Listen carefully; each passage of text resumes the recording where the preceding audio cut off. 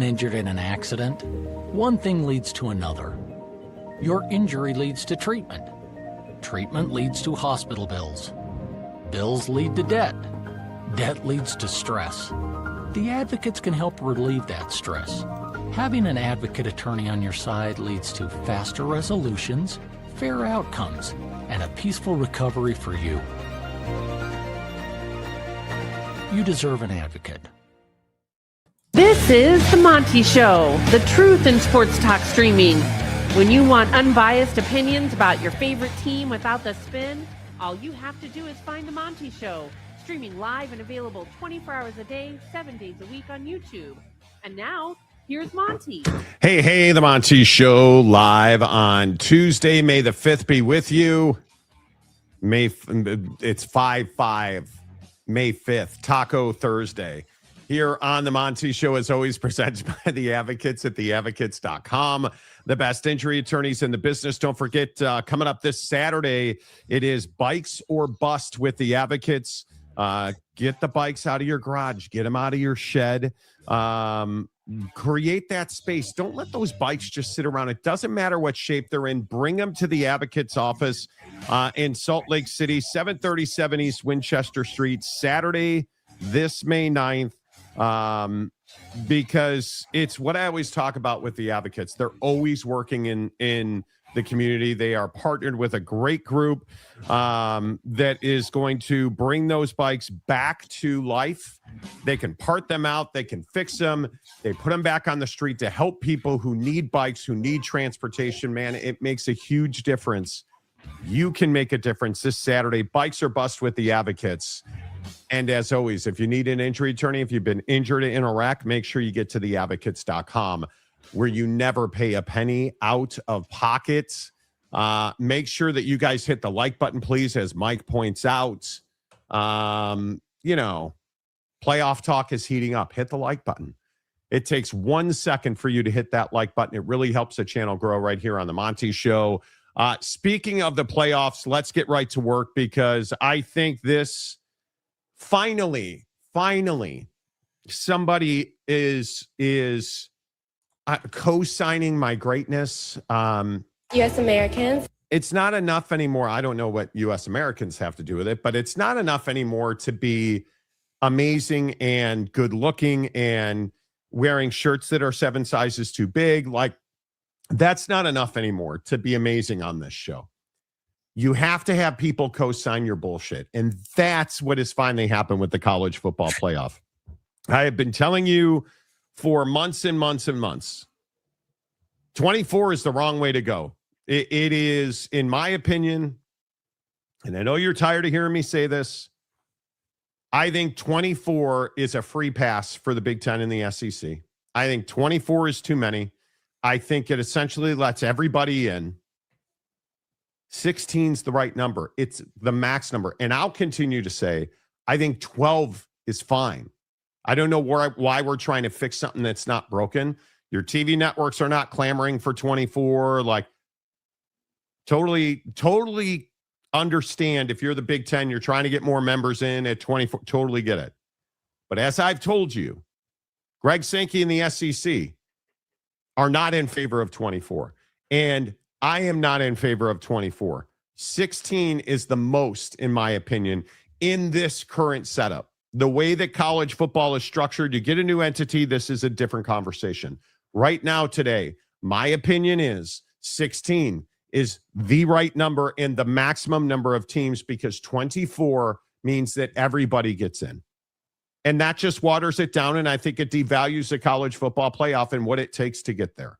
Yeah, I mean, I couldn't agree more. I mean, I think that, the 2014 piece with the TV partners, I think is an interesting dynamic. I mean, obviously there's more opportunity, more revenue, but how many people actually watch those games given the fact that, worse teams are getting in at that point. So I think that there's this dynamic at play where you have to strike that balance. And I do think 16 is the right number, but I think it's funny, obviously you guys know that that's been our opinion. That we've talked about that, we've gone over it, we've just, we've worked through the CFP modeling that to me works the best. And through that, it's funny that yesterday it's kind of what Monty was getting to. It's almost like yesterday everybody woke up in the college football talking head space and was like, yeah, dude, like we're all going to get for once in our life an agreement on the fact that 24 is too much, and we're going to do a bunch of interviews and we're going to share a bunch of opinion pieces on the fact that, and it's this cute little buzz term that I love that I'm hearing everybody use. The scarcity of college football has to be valued more. And I think it's interesting that, you know, there's this whole dynamic at play where people are trying to use that word. All that means is, hey, you got to make it so that the CFP continues to be valuable, meaning not everybody can get into the CFP and not everybody should be in the CFP. It's supposed to be the college football playoff to determine a national championship, not the college football invitational where everybody tries to win a game to go along the path. That and I think that in and of itself is one core conversation, like what you look at the CFP as. But in the bigger picture, I just think that the leaders in college football, excluding Greg Sankey and the SEC, are in this thing for the wrong reason. They all are in it for money, and you can't just do it for money. It has to be a balance of money while also maintaining your quality and your relevancy on TV. I think people are in on 2014s because they don't want to take the hard path. They don't want to have to do the work. And it's one of the things that really irks me about the Big Ten. And everybody's on this thing where the Big Ten's won back-to-back national championships, and now they've got the national championship in basketball. And, you know, we're going to talk about the SEC spring meetings here in a second, but everybody's talking about how the SEC is at a crossroads. The SEC is not at a crossroads. The SEC is the best football conference in the country. The SEC is a better football conference than the Big Ten. Has the Big Ten won the last two national championships? Yes. Does that mean the Big Ten is a better football conference than the SEC? No. You know what the best measure of that is? The fact that people are panicked because we haven't had an SEC team play for a championship in a couple of years. You were also the same people that were sitting here talking about how you're sick and tired of Alabama and Georgia and the SEC constantly playing for national championships. So the SEC dominates for 15 years, and you're sick and tired of it. Now the Big Ten has won back-to-back, and the SEC's dead, and you're all about it. And it's an existential crisis for the SEC. No, it's not. No, it's not. And I just continue to tell people, just because you won a championship, this is the Trent Dilfer argument that we've had so many times over my career. Is Trent Dilfer the greatest quarterback that's ever lived? Well, he's got a championship, Monty. What does that have to do with the greatest quarterback conversation? Oh, I know what it has to do with, because we're arguing over Tom Brady being the greatest quarterback ever. Well, he's got a fistful of rings, man. If you've won a pile, sure. The Big Ten's won two, and it's one of the most shallow football leagues in the entire country. There are G6 leagues more competitive in football and that have more depth throughout their ranks than the Big Ten. Let that sink in. The Big Ten has Ohio State and now Indiana. But they've also got Iowa and Minnesota and Wisconsin, and you've got the Michigan States, the Rutgers, like the dregs of the Big Ten mean it cannot be on par with Diego Pavia and his mom at Vanderbilt. Right? You look at the depth, that's what matters. So, no, I don't believe that the SEC is in some existential crisis. And I also would point out, the spring meetings is where this is going to get worked out. Will Tony Petitti and the Big Ten be at the SEC spring meetings? They won't. Will the decision about 16 versus 24 likely be, fought for, won, or lost at the SEC spring meetings? Yes. Will the decision almost entirely lie with Greg Sankey and his constituents on, Memorial Day week at the SEC meetings? Yes. The SEC holds all the cards. You don't have to like that, but that's the reality of it. You don't have to agree with that, but that's the reality of it. And I know it pisses people off, and I know people don't like it, but just because you don't like it doesn't mean that it's not the case. And I think that's what people are having trouble coalescing around, coming together around. The SEC runs college football. It's as simple as that. And why is that? Because the Big Ten has zero leadership. The Big Ten has a feckless, useless commissioner who can't get his folks behind him. Facts. And the SEC has the guy that's probably in line, if there ever was, to be the commissioner of the entire sport. And if you could choose any commissioner in college athletics, you'd take Greg Sankey. You might not say that out loud, and you might not say that in front of your boys at the party or on the golf course this weekend. But when you're alone, strengthening your forearm 21 times a month, you'd take Greg Sankey. You're thinking about him. You're visualizing him. That's probably too much. But my point is, the SEC meetings at the end of the month will determine 16 versus 24. So, yes, the Big Ten's won back-to-back national championships. Yes, the Big Ten has a college basketball national championship. No, they do not control college football or college athletics by any stretch of the imagination.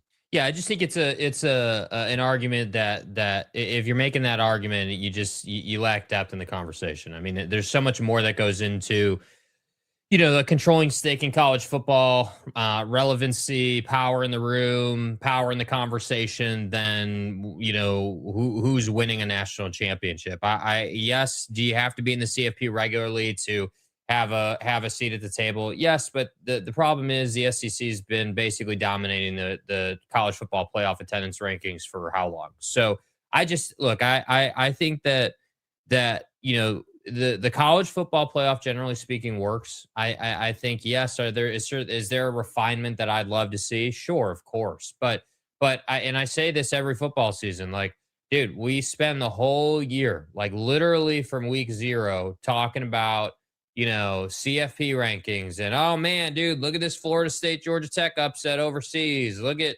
this, look at that. Yeah. Like, man, did they just, you know what I mean? So we do that the whole year. And then everybody complains that the CFP doesn't work per se, or like we need to expand it to 24 or whatever it might be.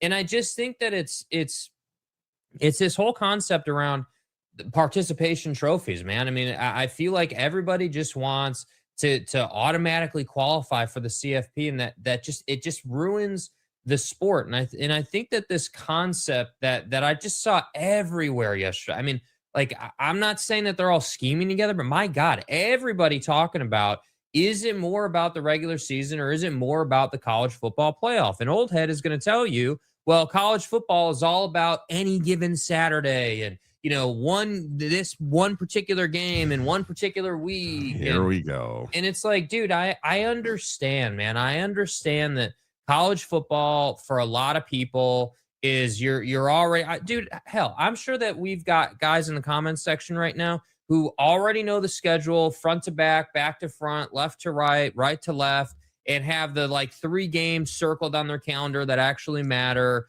And they're going to be in front of the TV for that one. And then they're going to bitch and moan when their team loses those games and doesn't get into the CFP. So I have a hard time when we say things like the regular season is more important than the CFP. Well, that's the old Michael Jordan thing, right? From The Last Dance. Well, if the regular season is more important to you because you don't win anything, you don't get into the CFP. But the teams that get into the CFP regularly, it's more important to them than the regular season. The regular season blueprint for them is just on repeat, which again brings us back to the SEC versus the Big Ten and our depth conversation. I am telling you right now, the regular season is what matters most. Or it should. It's paramount. I'm just going to keep saying this. Rivalries matter. BYU and Utah need to play every year, and the game needs to have heat and leverage, and it does. The regular season matters. I've talked about this with Notre Dame and USC. I've talked about this with West Virginia and Pitt. I've talked about pick your rival.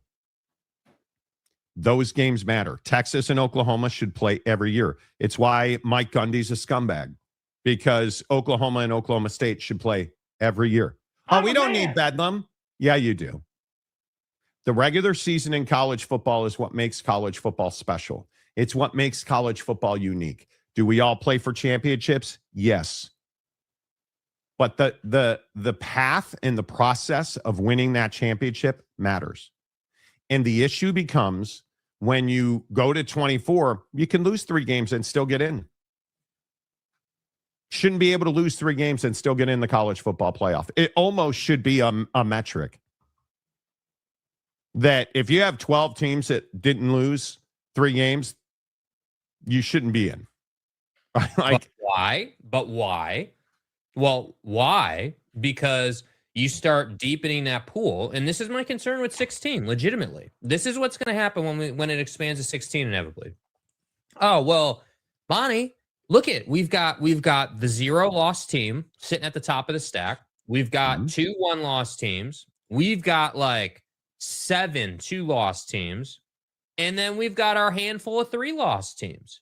And the 3-loss teams are only getting in because we added extra slots. And I haven't even mentioned the G6 not having a spot, right? Like, so this is my point. You go to 24 and you can just go ahead and take that regular season's more important conversation and you can just take that thing out back and throw it in the trash. Because if you're going to give everybody auto qualifiers, the regular season doesn't matter anymore. It literally doesn't matter because you've just said, all right, here you go. Just hey, Big Ten, just beat up on all your crappy competition in the conference. We're going to have the same teams in, and then we'll add, if Nebraska decides to get it going with Matt Rule, I know they moved on from Dylan Raiola now. So if they figure out how to win 7 games, man, just pop them right in that thing. I don't know who Dylan Raiola is, but the point is, come on. You mean Patty Light? My point is, badass.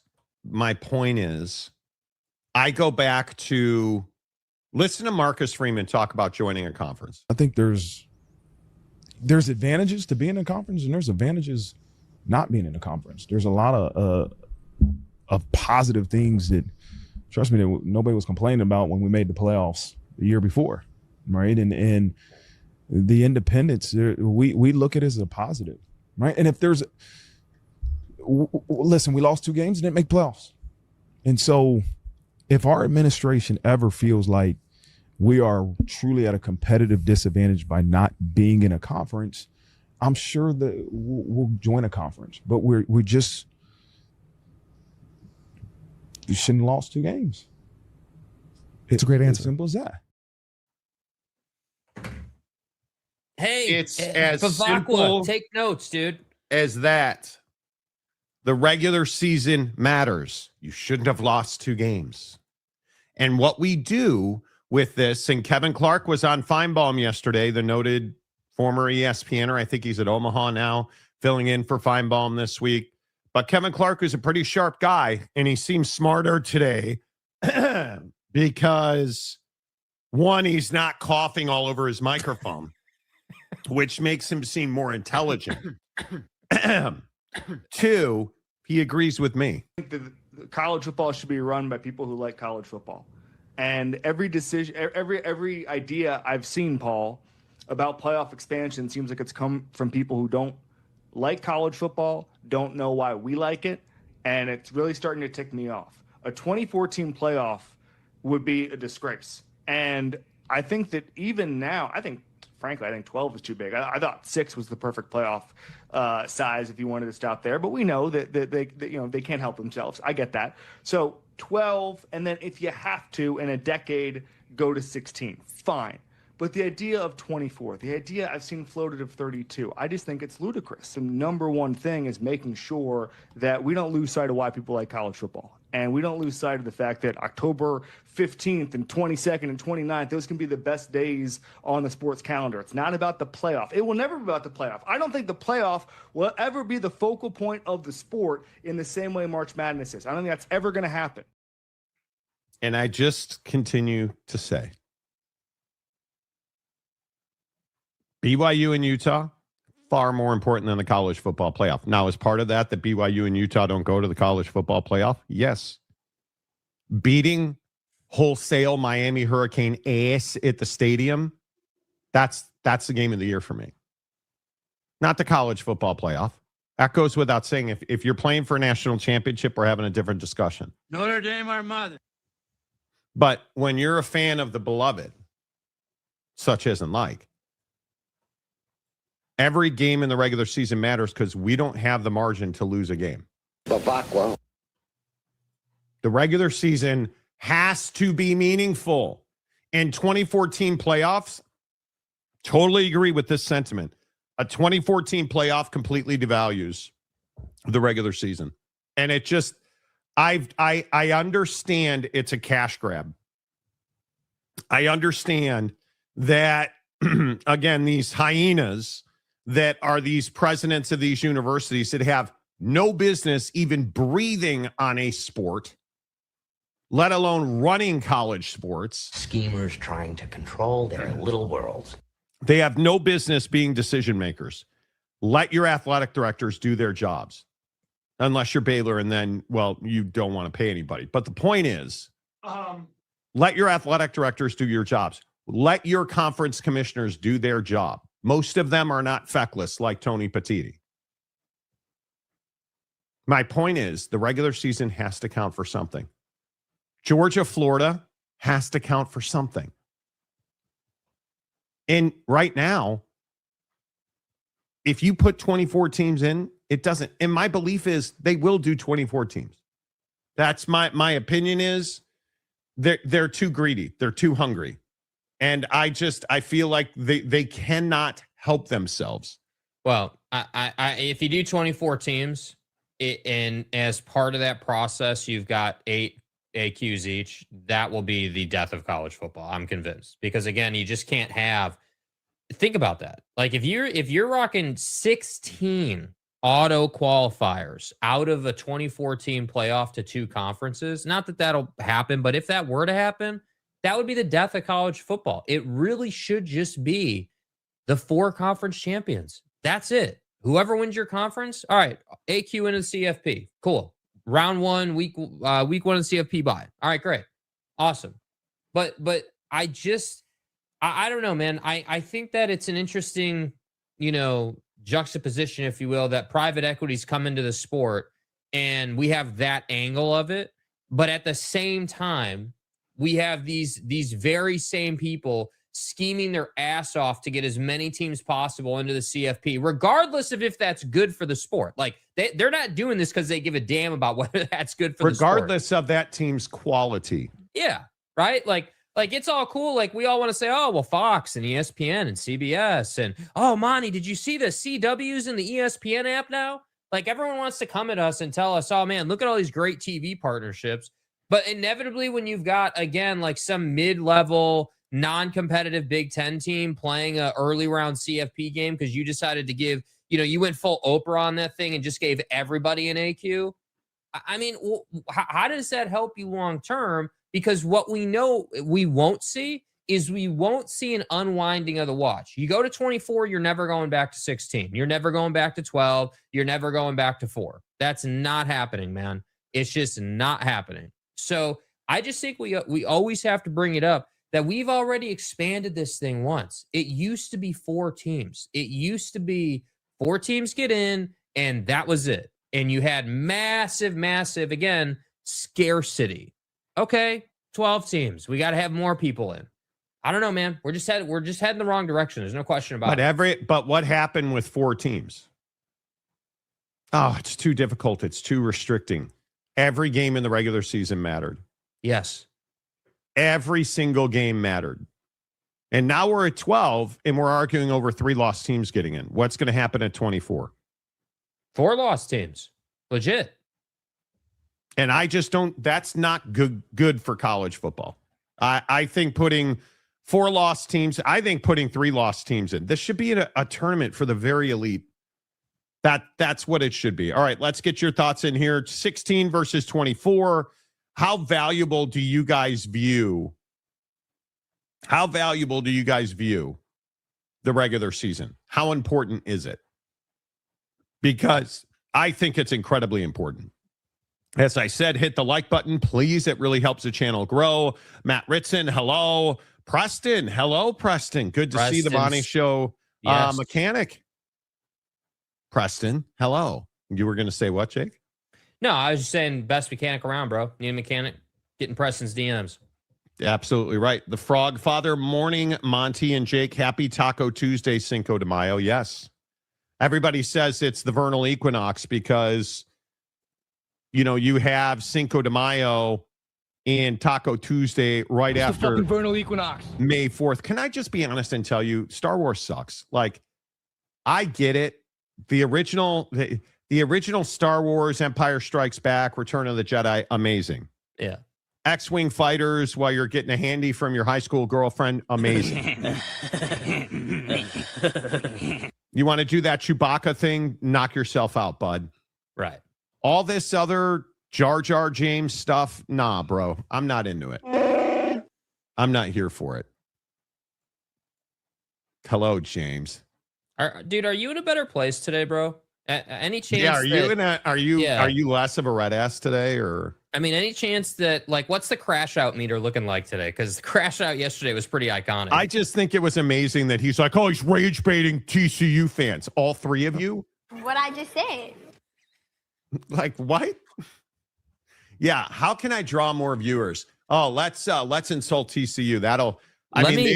They will show up here in droves if I insult Baylor. I personally believe that this show has quite the investment in technology to figure out what we're going to talk about. And I can personally tell you through daily experience, it's not suggesting TCU content. Okay. I'm just telling you, man, that's not really what it is right now, dude. Christ's personal enforcer. Yo, James, dude, James, your personal another security burner. is here. Another burner. Catch me outside. How about that? Revenge of the 5th. Get it? It's May 5th. It's like Sith, but it's 5th, and it all kind of works together, and it makes people feel good. Can we just skip to the weekend so I can go to Hawaii? Like, I don't need all this. Cinco de Mayo. I am your father. You're fat. You don't need Taco Tuesday. But Monty, come on. As always, James is a huge topic in the comment section. As always, even AI says 24 is too much, Jeremiah. Yes, it does. Yes, it does. Why is there no option for 20? Because why would you go to 20? It doesn't really help you do anything. Right? Like, it doesn't, 20 would be a workable number. But I just don't know why you would do that. I mean, you could. I just don't know why you would do that. Spaceballs 2, The Search for More Money. You're such a Spaceballs guy, aren't you? Bro, what are you talking about, man? Absolutely, you are. 17 with one playing game. 17 doesn't work. Deities. Okay. You know what the best measure is? Actual games, the regular season. Yeah, unfortunately, dude, they're not trying to follow that measure because I couldn't agree more. Again, just going to keep retreading it, dude. On this show, we've been talking about how winning matters for several years now, dude. All the way back to the Pac-12 meltdown. Winning matters. Strength of schedule. Strength of schedule, winning ball games, record and against P4 opponents. Yes, absolutely, dude. And that works both ways. It worked against Notre Dame last year. It worked for him the year before that or whatever. Mm-hmm. And you look at the SEC and the Big Ten, and it's just see, and that really is the problem too, I might add. Like, I can at least with the SEC and the Big Ten say, okay, well, you guys have multiple teams. Like, we're going to get to some top 25s here in a little while, and you're going to see obviously the Big Ten and the SEC dominate those rankings. But that's precisely my problem with Tech and the Big 12 right now. Is that, and this reaches a little bit into the ACC, but it's mostly a Big 12 conversation. That it's like, dude, you can't even I can't even bring up the question of, hey, well, what does depth in the Big 12 look like? Because it really just is two teams, and then like I'm telling you, this year is going to be trouble, man. Like again, it always seems to be the case, and whether it's true or not, I don't know, but it just looks this way to me. Yeah. We bring up the idea, hey, well, dude, if you're a one-team league every single year and it's only your conference champion getting in, you're not really a dominant force in the CFP, which means you're not really going to have a seat at the table. Yet here we are talking about private equity and talking about all these cute little things you want to do inside the conference. And listen, I love Brett Yormark. I think he's doing a great job as a commissioner. But at some point, we're going to have a conversation about that the Big 12 fell so far behind financially because they were never able to get traction in the CFP to the point where they could threaten a national championship. Because everyone else has done that. They have not. And I just don't see that changing anytime soon. Yeah, I am really quite concerned about the Big 12's fate moving forward. Like it is, I would be very nervous if you're a fan of a Big 12 institution, you had better hope to see a significant jump in quality of depth in football in this league today. Because we're going to talk about, the post-spring top 25 here in about 20 minutes, and it's not good. A wholesale lack of respect for this league. Now, does a post-spring top 25 matter? Not really. Because the regular season, you still got to play game. Never mind. The point is, there's not a whole lot of love for the Big 12 right now. Right. There truly is not. So, and because it hasn't been earned. I would agree. John Maxwell. We're quoting. Okay. And we were saying that. If you think the SEC doesn't run it all, you don't know ball. I would agree with that. 21. Can you do some for me? Chewy, how did I know that you were going to be on that energy, dude? 21. Can you do some for me? Not for me, for me. Can you do some for me? See, there's a little bit of slang and twang and rounding and stuff like that. Morgan Whalen and shit. Right. Got to win in one before you get a chance in the other. Okay. I mean, sure. Hello. Cinco de Drinko. Okay. Dodgers still suck. See the Cubs last night, anybody? Conforto? Yeah. Big boy lifts weights. Welcome to the Cubs. 24 teams, you could probably lose 4 or 5 games and still get in. And it means absolutely nothing. Why does anybody want that? Oh, I know. You want that because you want to make more money for your member institutions. And while I can respect that on some level, I just think it's the intention behind that is so poor, man. It's just so wrongly placed, dude. It's not good. I would agree with that. Speaking of the vernal equinox, Monty is spot on. Now, hold on. Will he misquote you in what you're spot on about? Probably. Okay. But he can refer to John Maxwell's writings. Okay. Let's see what he's got to say. Rivalries matter. That's why we need SMU in the Big 12. Dude.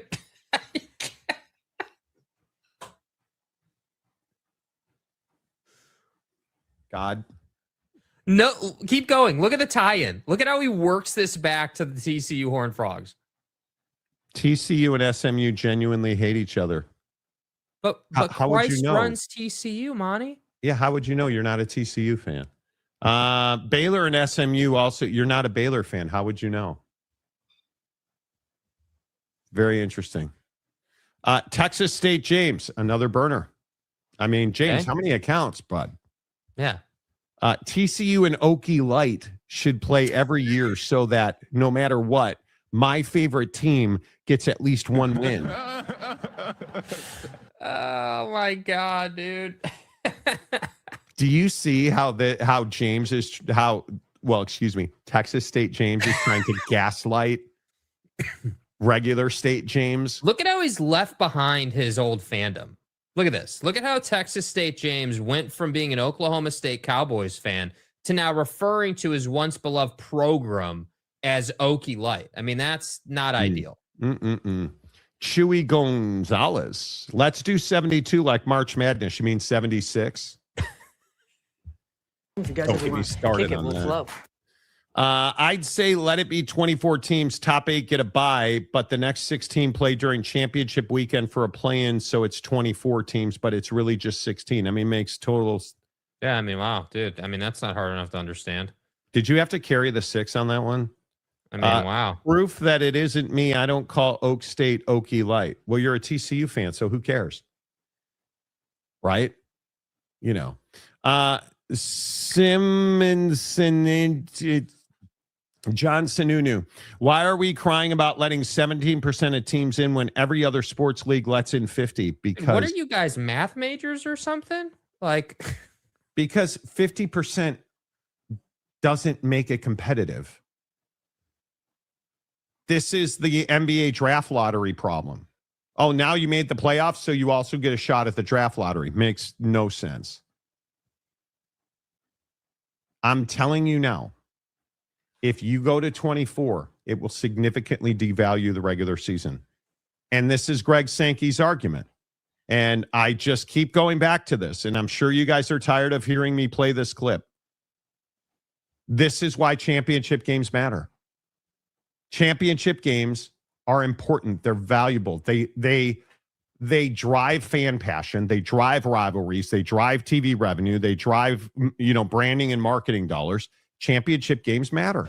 Remember the days of old when everybody talked about we need to determine champions on the field? Well, what do we do through the SEC championship game? We determine champions on the field. Now, you can do it another way. You could just say, we're not going to have a championship game, winning percentage, tiebreakers like we have co-champions reign, and then you'll have to determine your CFP qualifier. So one of the counters, we determine a champion on the field. The other perspective is we can determine a champion now that we play 9 games. The second is we do have contracts, and you don't just get to walk away from agreements.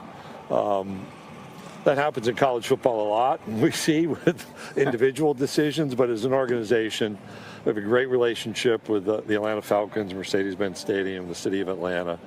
And so those should not be just microphone moments for people to opine. We have to do the work to figure out if we were to vary from a conference championship game, what's the work that has to be done? And then thirdly, what we did as a league way back in the early 90s, we've made a movie about it. It airs on the SEC network. Everyone has followed. So the flippancy with just moving away, we need to tone that down and figure out how to manage the economics, the contracts, the competitive issues, and what that means for our own group of 16. Championship games have to matter, dude. In my opinion, they just do. Dude's exactly right. College football should be run by people who love college football. The Frog Father, Jake, that shirt is badass, brother. Well, Jake's a TCU fan now. Yeah, I mean, I was shocked that I didn't get any love from James about, wearing his colors today, and just trying to work in some colors, right? Like just trying to work in some colors to the show. Like, you guys, Jake has no idea what that's a reference to. No, I don't. Chewy Gonzalez, just James is right on that dude being right. College football should be run by people who love college football. Yes, Frog Father. James is back after his half-a-day strike, I see. Correct. James, the college football playoff is like Spaceballs 2. How many times are you going to comment this, bro? Yeah. What are we doing? And Jar Jar James is a character in Spaceballs 2.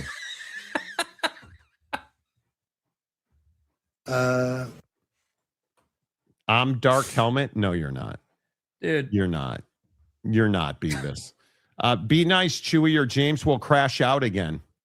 There you go. I mean, Brandon Elkins. The mid-level Big Ten team is good enough to compete with the Big 12, ACC, and SEC. Stop. Please, dude. So let me get this right. You truly think Rutgers,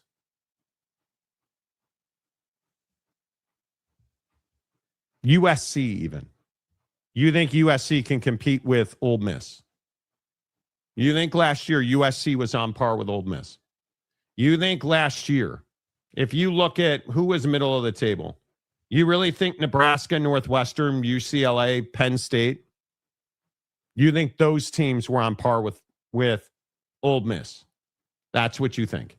Now, Like based on what? You think that somebody like Nebraska, I know what he's saying. You think Nebraska can compete with a 10-3 Vanderbilt team? You think you believe that Illinois can play with LSU? Based on what metric? Based on what game that you saw? Does a middle of the road Big Ten team, to quote you directly, compete with the Big 12, ACC, and SEC? How does that math? Help me understand that, because I'm just going to keep saying, you're all the ones that were bitching and moaning that the SEC wasn't playing 9 conference games. And now they're playing 9 conference games. And they got better because of it, which I warned you would happen if they played 9 conference games. So their strength of schedule got even better. That only happens if, your middle of the table SEC team is elite.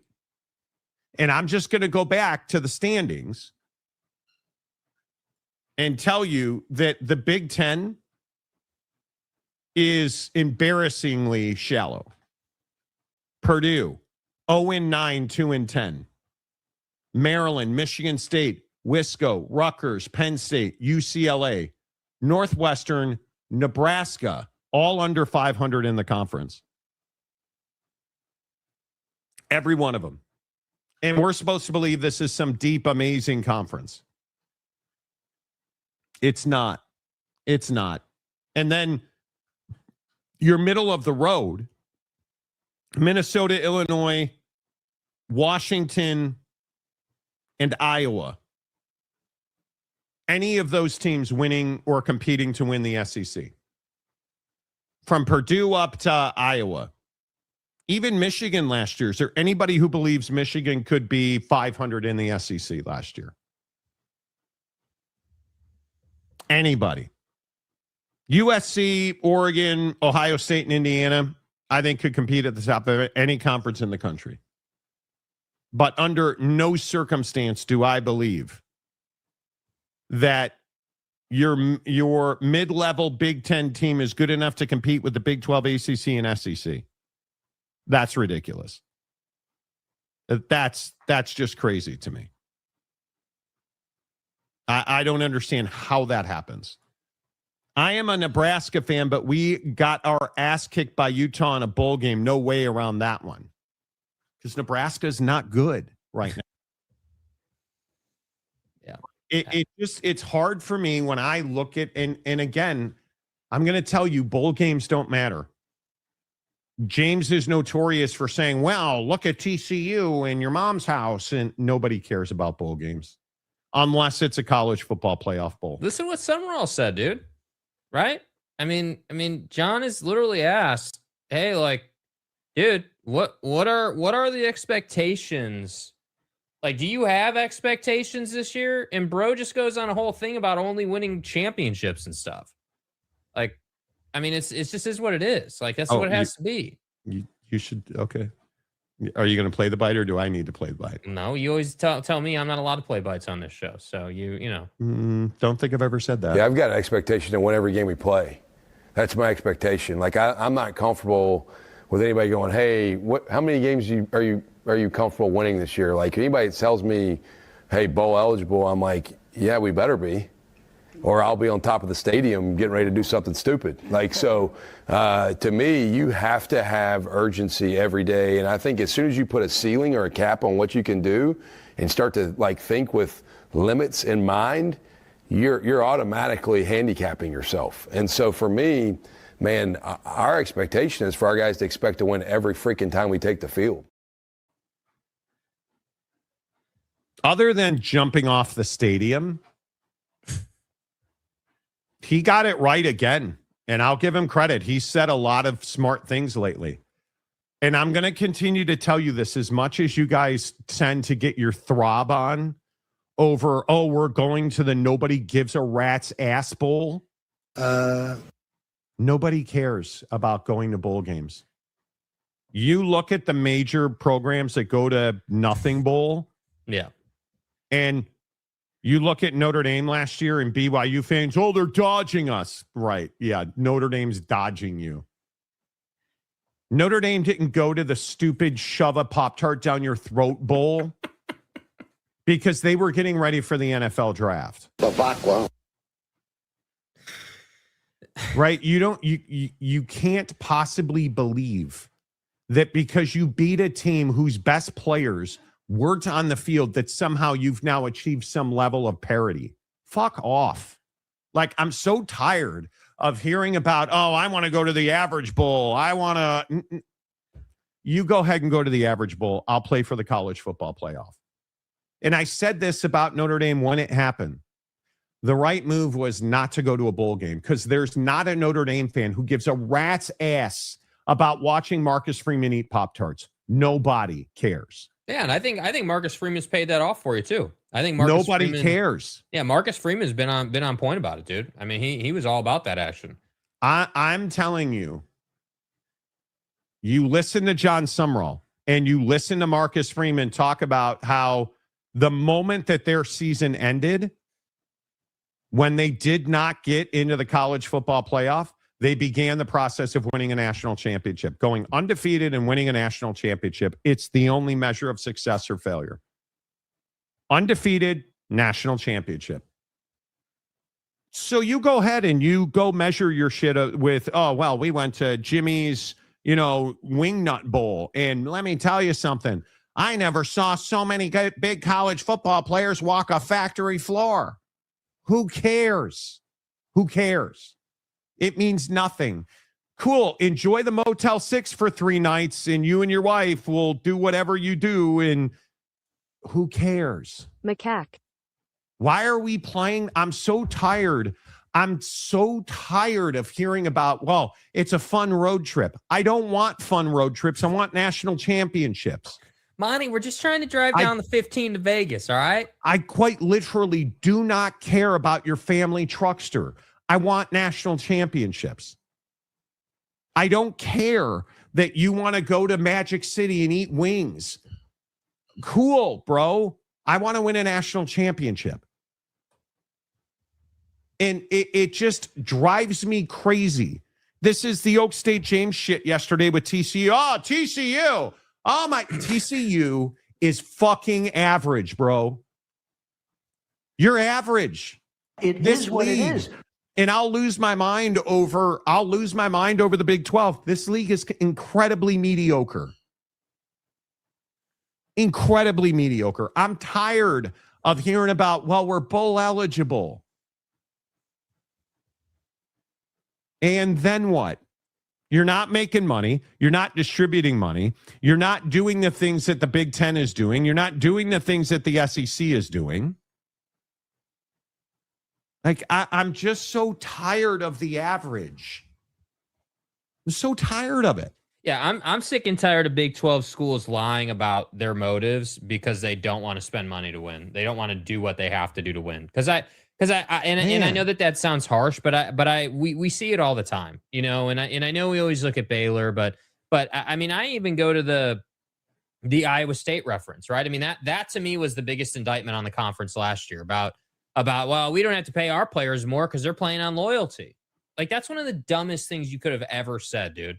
And now that guy's gone because he took more money in a bigger job. And it just perpetuates this idea that you guys in the Big 12, because again, just FTR, OTR, I'm not a Big 12 fan. Like, yes, we talk about the Big 12 constantly. I'm not a TCU fan, dude. I'm not a K-State fan or a Kansas. Like, I'm just not. Like, it's not my deal. But there's so many of you out there who watch these teams and are passionate about these teams that we talk about these teams. And so then inevitably I find myself looking at these squads and I'm like, dude, like, we're really going to take the same logic. And this is what annoys me about fans sometimes. Oh, well, dude, Oklahoma State's in a better spot. I see it all over Twitter. Not unique to James, even though James is peddling this crap too, right? Oh, my God, we fired Mike Gundy, brought in a new head coach. Look at what we did in the portal. By the way, do you see these great uniforms over the weekend that we released? Man, everything's awesome, Monty. Okay, great. Cool. So you're going to look good while you continue to win 5 games. Nice. Oh, like, it's ridiculous, bro. Do you want to delete this before I crush you over it? Or do you want to just real quick? I'll give you 30 seconds, James, to apologize for this comment. Do you want to retract this at all, or like? All right, bro. Have a nice day. Didn't mean nothing by it.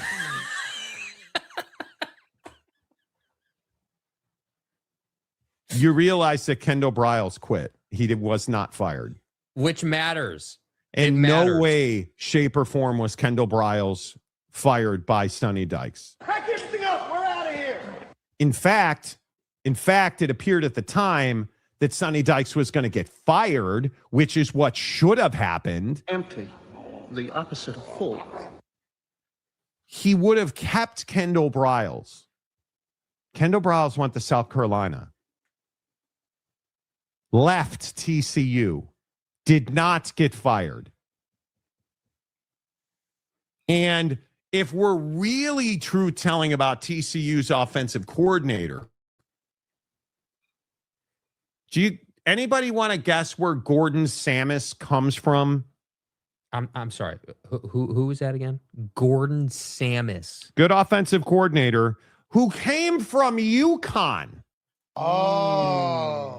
You're fired up because the school you're not a fan of hired the offensive coordinator from UConn after your offensive coordinator went to South Carolina. Bro, you hired... but he would have kept Kendall Briles. Well, Kendall Briles quit you. Better send those refunds. Bro, please. And then he says, yes, Jake has joined the purple side. You're not a TCU fan. No, I'm not. TCU has a big running quarterback who has never played a meaningful game of football. From Harvard. Never. Not once has he played a meaningful game of football. How do you get off saying stuff like, dude is ready to compete for a Big 12 title? Because, James, this is what he does. Preston Stone is going to be an amazing quarterback. He's going to win. He's going to win the Heisman Trophy, and Mike Gundy, and you're ridiculous. TCU is ready to compete for a Big 12 title. You're out of your mind, dude. I'm sorry, dude. I you paid $5 you, for that. You're out of your mind. And I intentionally read the Kendall Briles nonsense because you say that Kendall Briles, was fired. Come on, guy. Like, go back to Okie Light. Kendall Briles quit TCU like James did Okie Light. Exactly. Funny, y'all won't acknowledge my other comment. Oh, yeah, we're scared of your other comment. Oh, man. God, we're ducking your other comment. Are you serious, right? Do you really think that we got to duck your comments? But do you think that you're the only person in here whose comment we need to read? We spent 15 minutes completely breaking down your entire argument.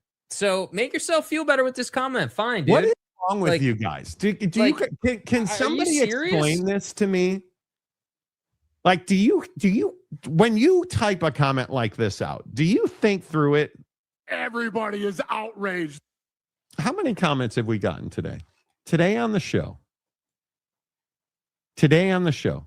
We've gotten almost 400 comments. And your argument is we're ditching you. We're avoiding you. We're scared of you. We're ducking him.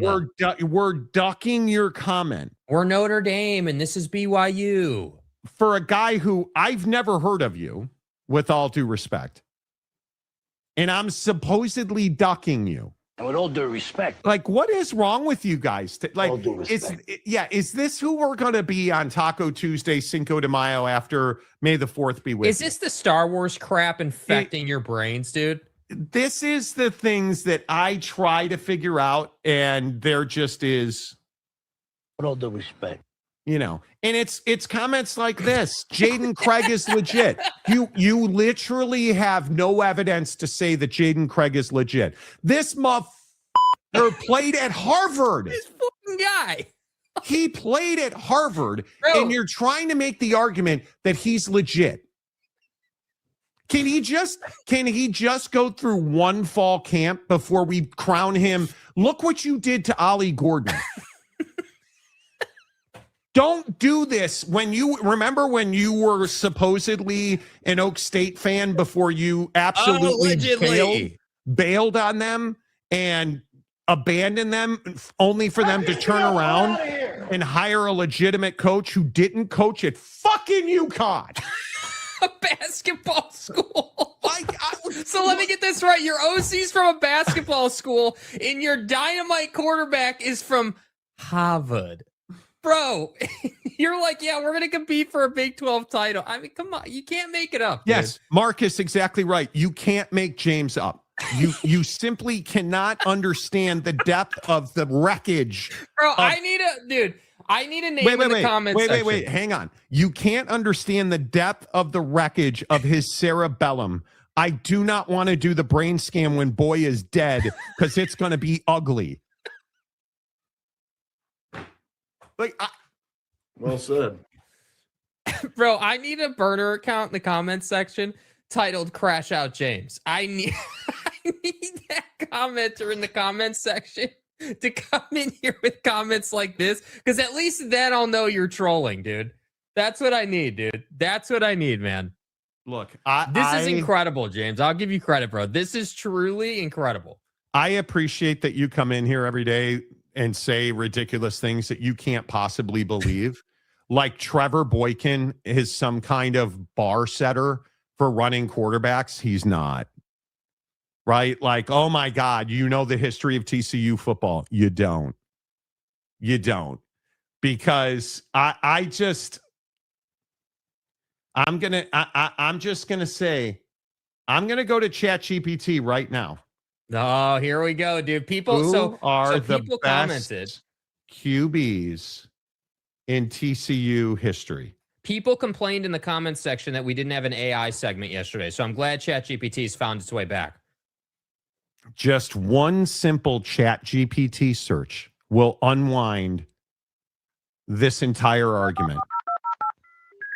Okay. Max Duggan, according to ChatGPT, is second amongst quarterbacks at TCU.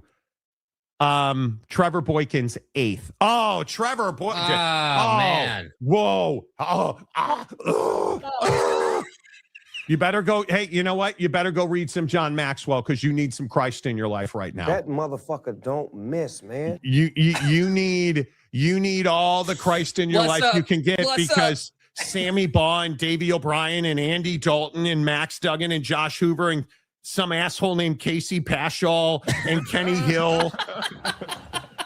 They're all listed ahead of Trevor Boykin, who is the single greatest. But did he go to Harvard too, or no?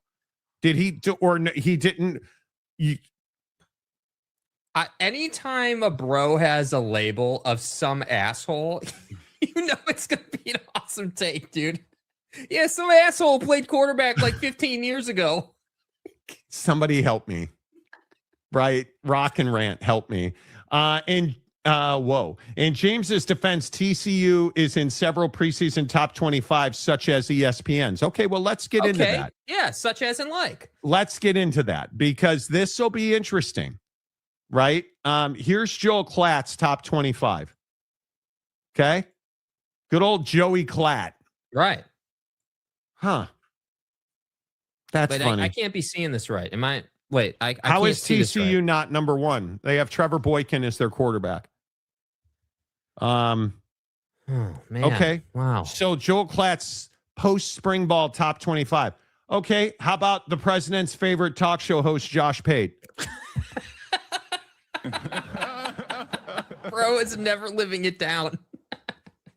Donnie's guy doesn't have TCU in his top 25. Do you guys understand how just feckless these two dudes are? Because TCU has to be number one. I mean, what an ass top 25 that both Joe Klatt and Josh Pate put together. I mean, how could they know anything about college football if they don't have TCU in the top 25? I mean, come on. Like, what is this, dude? You know. Wow, man. I mean, with Trevor Boykin at the helm at TCU and some guy from Connecticut. Yeah, this guy. Yeah. You know. By the way, Josh, dude, having Indiana at 6 probably not good for your health. Just huge Boykin fan over here. It's on the record. There you go. Monty, I said it on YouTube. It's on the record, boy. Last week. Trevor Boykin's going to lead this TCU horny frogs over here. Just can't. Every day. Oh, Max Duggan was a good running quarterback too. Yeah, Monty. Well, they didn't steal our signs, and he ran all over that ass, Monty. You know. I feel so bad for whoever this jerkwagon from Harvard is. Harvard, because he's done now. James is officially anointed. Yeah, he's cooked. I put in top running QBs at TCU in the chat GPT. Boykin's listed as number one. I'm sure he is. He's the greatest running quarterback anybody's ever seen. Jaden Craig. I mean, you know. Andy Dalton was no superstar Pro Bowl QB, but he has had a long NFL career and is still playing. Good on him. Yes, he does. Yeah, Andy Dalton doesn't need to be catching any strays here. Perfectly fine quarterback. Gators at 21. Old JP is on some top shelf weed. Let's get into it. Yeah. Here is the president's favorite talk show host, his top 25. Yeah. I'm going to tell you let's just focus on the top 5 because this whole thing is interesting, to say the least. I think right now you have to take Ohio State as the number 1 team in the country. In my opinion, I'd have Ohio State 1, Oregon 2. I'd have Notre Dame 3, Texas 4, and I would have Indiana 5. Now, if I'm Joel Klatt, I think this is a lot closer. Yeah. Obviously, I still think Ohio State would be 1, Oregon 2, beloved 3. Yeah, how do you... Okay, and look, I know that I've been glossed the Oregon Dan Lanning slurper. They're not the best team in the country. I don't know how he's... You have a paralyzed vocal cord from his mushroom, and you're trying to tell me you're not a Dan Lanning fan. Yeah, Yeah. Can't have Oregon number 1, dude. They haven't earned that.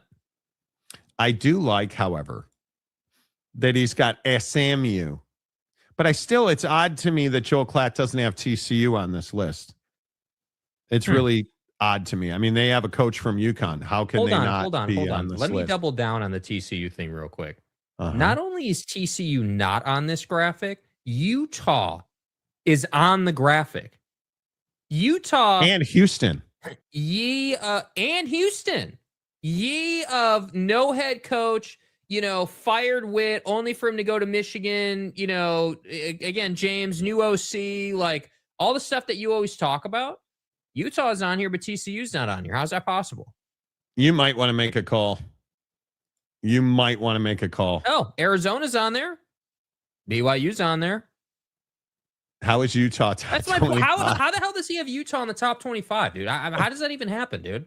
Like, honestly. So Dalton played as a starter for most of his career. That's cool. Go Buckeyes. So Iowa State's roster at Penn State is top 15. I mean, that probably is true. Again, this is not my poll. The real one that I think is fascinating is Tech. He's got Tech sitting at 13 ahead of Ole Miss. Well, but do you guys see that how undervalued the Big 12 is? Look at Miami at 6. Justifiably so. Look at Miami at 6. And your best team is 13th? And obviously Sorsby's predilection to,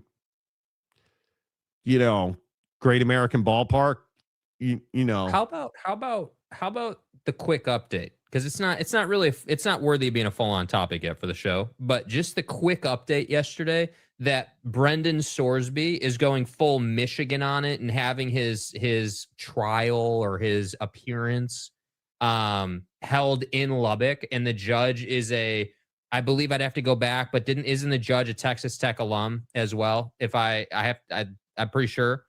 So again, I'm just saying, when you have money, and call me a tinfoiler. I'm not saying this is facts. I'm not saying there's any factual evidence behind this. Tinfoiler 2 holes. Cool. Tell me I'm up in the night when I say that Cody Campbell's working behind the scenes.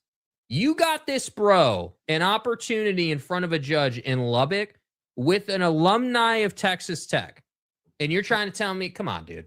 I mean, well, he again. also, I think the Sorsby thing is a big deal, because did you guys see that the old Sorzinator is potentially under investigation by the FBI?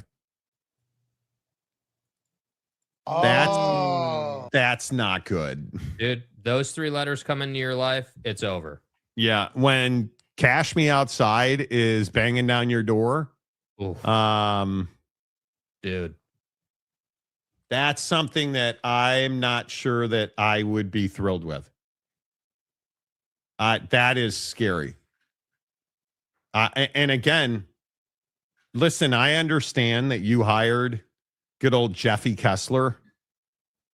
You might want to hire a criminal defense attorney. Do you know how much money this guy's potentially going to lose?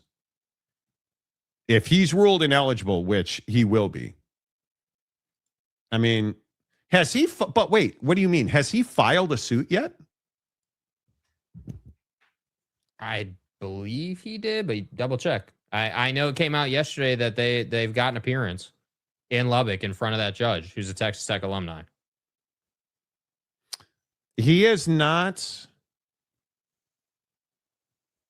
I don't believe he filed yet. Lubbock District Court serves Lubbock County, where Texas Tech University is located. Should Sorsby need to sue the NCAA, it will continue a trend of players filing against the NCAA in favorable legal situations.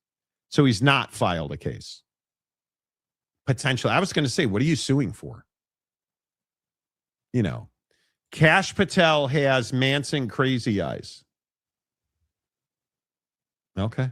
Sorsby is cooked. At least Tech has a backup plan. Well, he didn't go to Harvard, though, so how good can he be? Ryan Day's brother hacked into Sorsby's computer account and reported it to the FBI. Very well could have happened. Okay, James, dude, you're DMing me during the show about ChatGPT. Why is he DMing you? He DM'd me his list. He put, as he commented, best running quarterbacks at TCU in ChatGPT, and Boykin's number 1 because he, of course, put running quarterbacks, not just quarterbacks, because I know quarterbacks don't throw the ball. They only run the ball, but here nor there. And is now sending me ESPN's, post-spring ball top 25 where TCU's at 23, to which I say, didn't you spend all last season ripping ESPN and their quality and saying that their stuff doesn't matter? With James, why do you feel the need to DM, or can't you just put it in the comments, man? Like Phil Venzer does for 27 or 26 straight months. Can't you just put it in the comments? Why are you DMing? I think people feel like, Angry Phil with a membership milestone. Phil's a good dude. Phil's licking his wounds right now because the Cubs beat his ass and disappointed him, wrecked his West Coast trip. Fuck you. How's that? Cubs have won 12 straight at Wrigley Field. What do you want? I do what I can do. James DMs you because he wants to slip inside Vrabel style. Jake, you guys have had that opportunity. Rock and rant. You could have left out the slip inside portion, and you could have just said he wants to Vrabel me. We all would have understood. Yeah, did you really have to work in the slip inside thing? Yeah. It feels a little awkward. Yeah. You know. Yeah. Is that a knuckle or like what I mean, are we talking you could have about? gone full on moist with it even, and we would have understood. I did buy white pants yesterday. You I'm going did? to, yeah, I did. Are you being serious? Yeah, I have white pants and white shorts now in the repertoire. Really? Yeah. Okay. Okay. Yes. For golf? Yes. Nice, dude. Yeah. And the best part is you can't see my thong through them. So, well, I mean, that's a valuable proposition there, dude. Absolutely, man. Yes. I'm going to DM Jake and tell him about the great Pat White. Yeah. Can you please DM us? Yeah, please. I mean, please just, ooze all of your info into the wasteland known as my DMs. James please. is just so high maintenance. Dude, James, I appreciate James, dude. He comes in here and he provides entertainment, and it's not personal or anything like that. But we have an obligation to smack people who say dumbass things in the comment section. So, like, if you're going to come in here and say that the Big Ten's got more quality than the SEC, you're going to get smacked, right? And then you're going to double down on that and say things like we're ducking your comments when we've got hundreds upon hundreds of comments. Like, dude, you're being an idiot now, okay?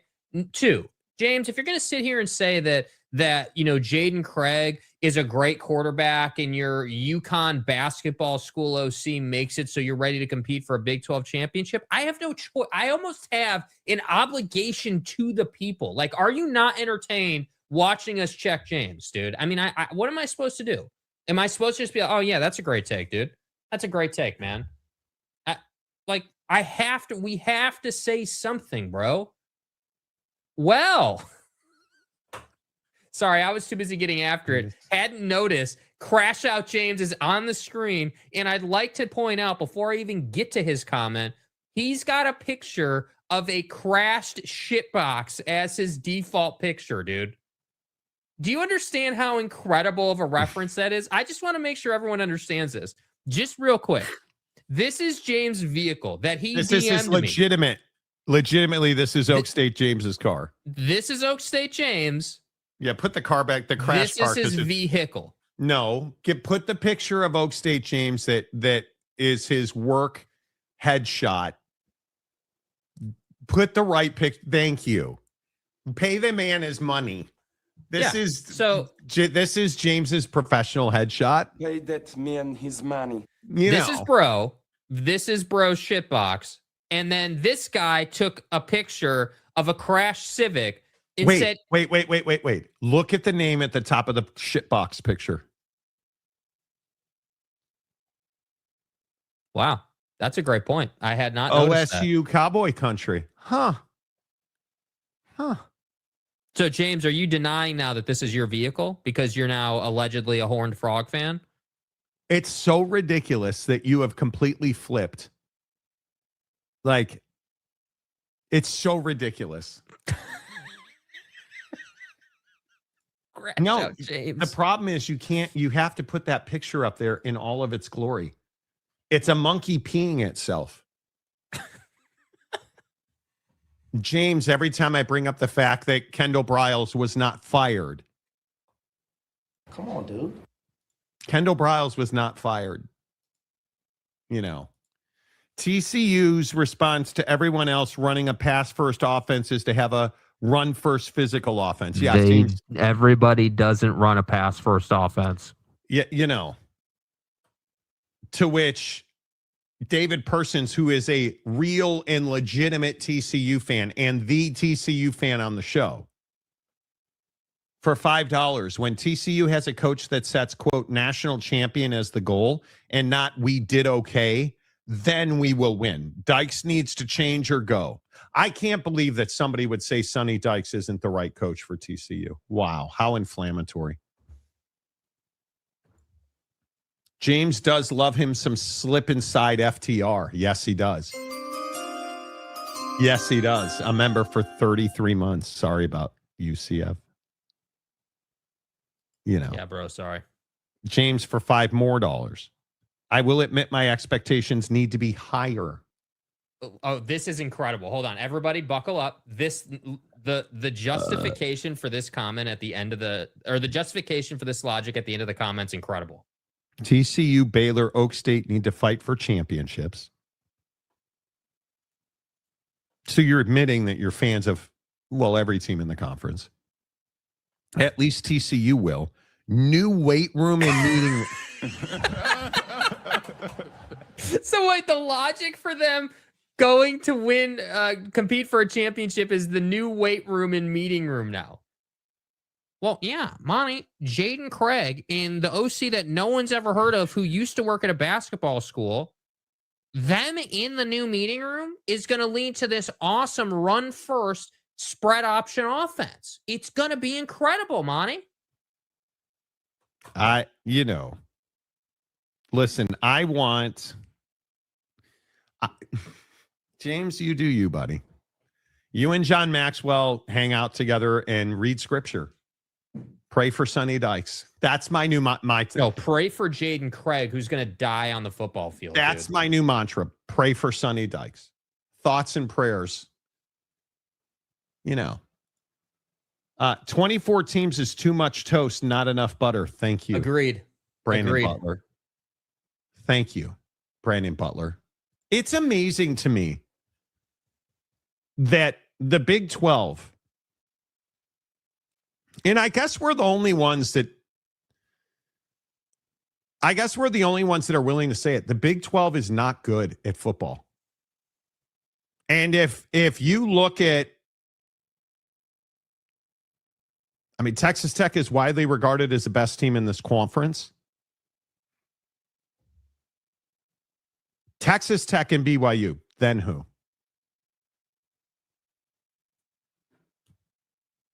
I don't know. It ain't TCU, I can tell you that. But you look at, this is the same argument we had last year. And Oak State James was involved in that one too. Oh, Baylor's going to be amazing, Monty. James, how'd that work out with Baylor last year? That 5-7 juggernaut. But if you look at Oak State, are they better? Yeah. James is not a fan of them anymore. So it works out. Colorado, not better. West Virginia, I would think would be better. UCF, no. Kansas, no. Baylor, no. Oh, and I love they have a real quarterback now. Buddy threw the ball all over the field last year, and you think DJ Lagway's a real quarterback? Didn't you retweet James talking about how Baylor brought in a real quarterback or something, Jake? Yeah, I don't, a little fuzzy on that one. Yeah, Right. I did, but I don't remember exactly what it said. Something like that. Something about Sawyer Robertson last year, what did he throw for? 3,700 yards? Sawyer Robertson was one of the most underrated arm talents in the league last year. One of the best 30 touchdowns, 10 interceptions, 3,700 yards. Sawyer Robertson on a higher profile team would have, in my opinion, Sawyer Robertson's a good enough quarterback that he could play on a team that's good enough to go to the CFP. No question about it. He's that good of a thrower. And we're just supposed to believe that DJ Lagway who has accomplished nothing, that DJ Lagway, who Florida did not want to keep, coming off of a 2-6 season, we're supposed to believe that DJ Lagway of 2,264 yards, 16 touchdowns, and 14 picks,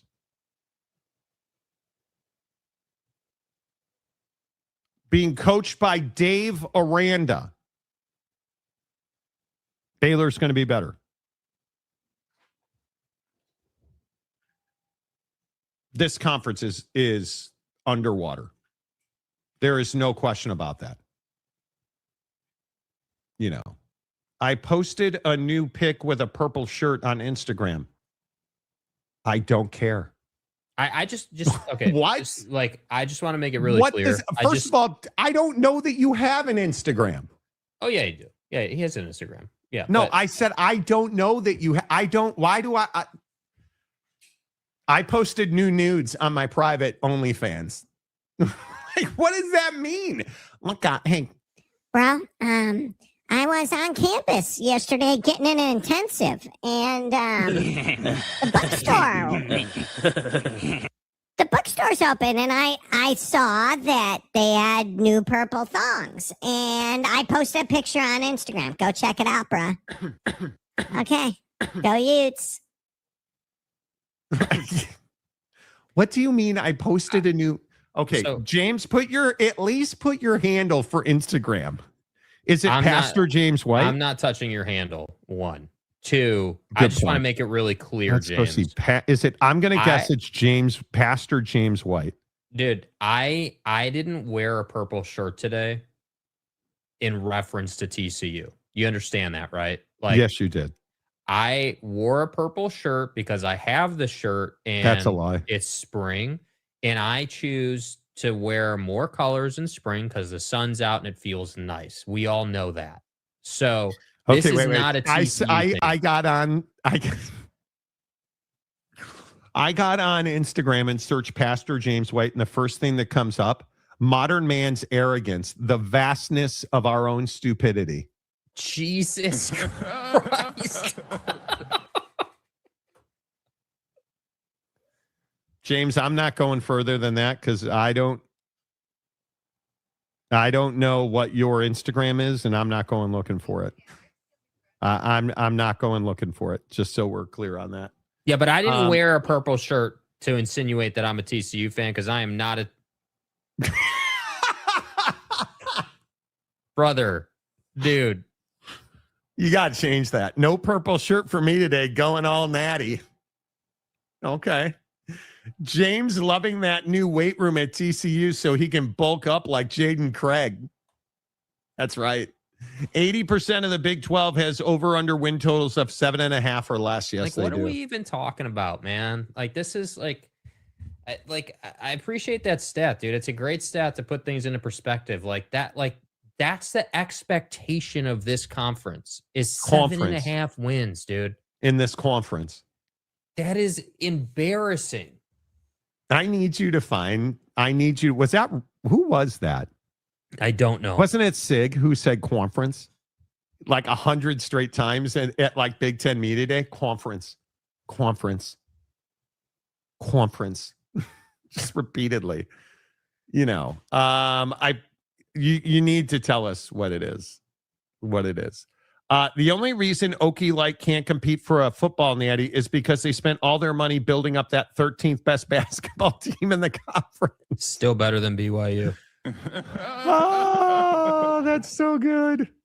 I hear TCU is running the Tex Winter Triangle offense with right? the OC. Because again, the OC came from UConn, and we all know who runs the UConn basketball program. So he helped him draw that offense up. Bro. Joey, May 5th, snow here in Denver Metro. This sucks. I'm flying back to Maui on Thursday. Okay. You do you, bud. Bobby Schmier. I'm so terrified about my brain function when I get older after listening to all these wacky off-the-wall comments James provides us with every day. You can't make it up. Are you Yeti? I'm going to start live streaming my beer league softball games this month. Tune in and watch me get injured.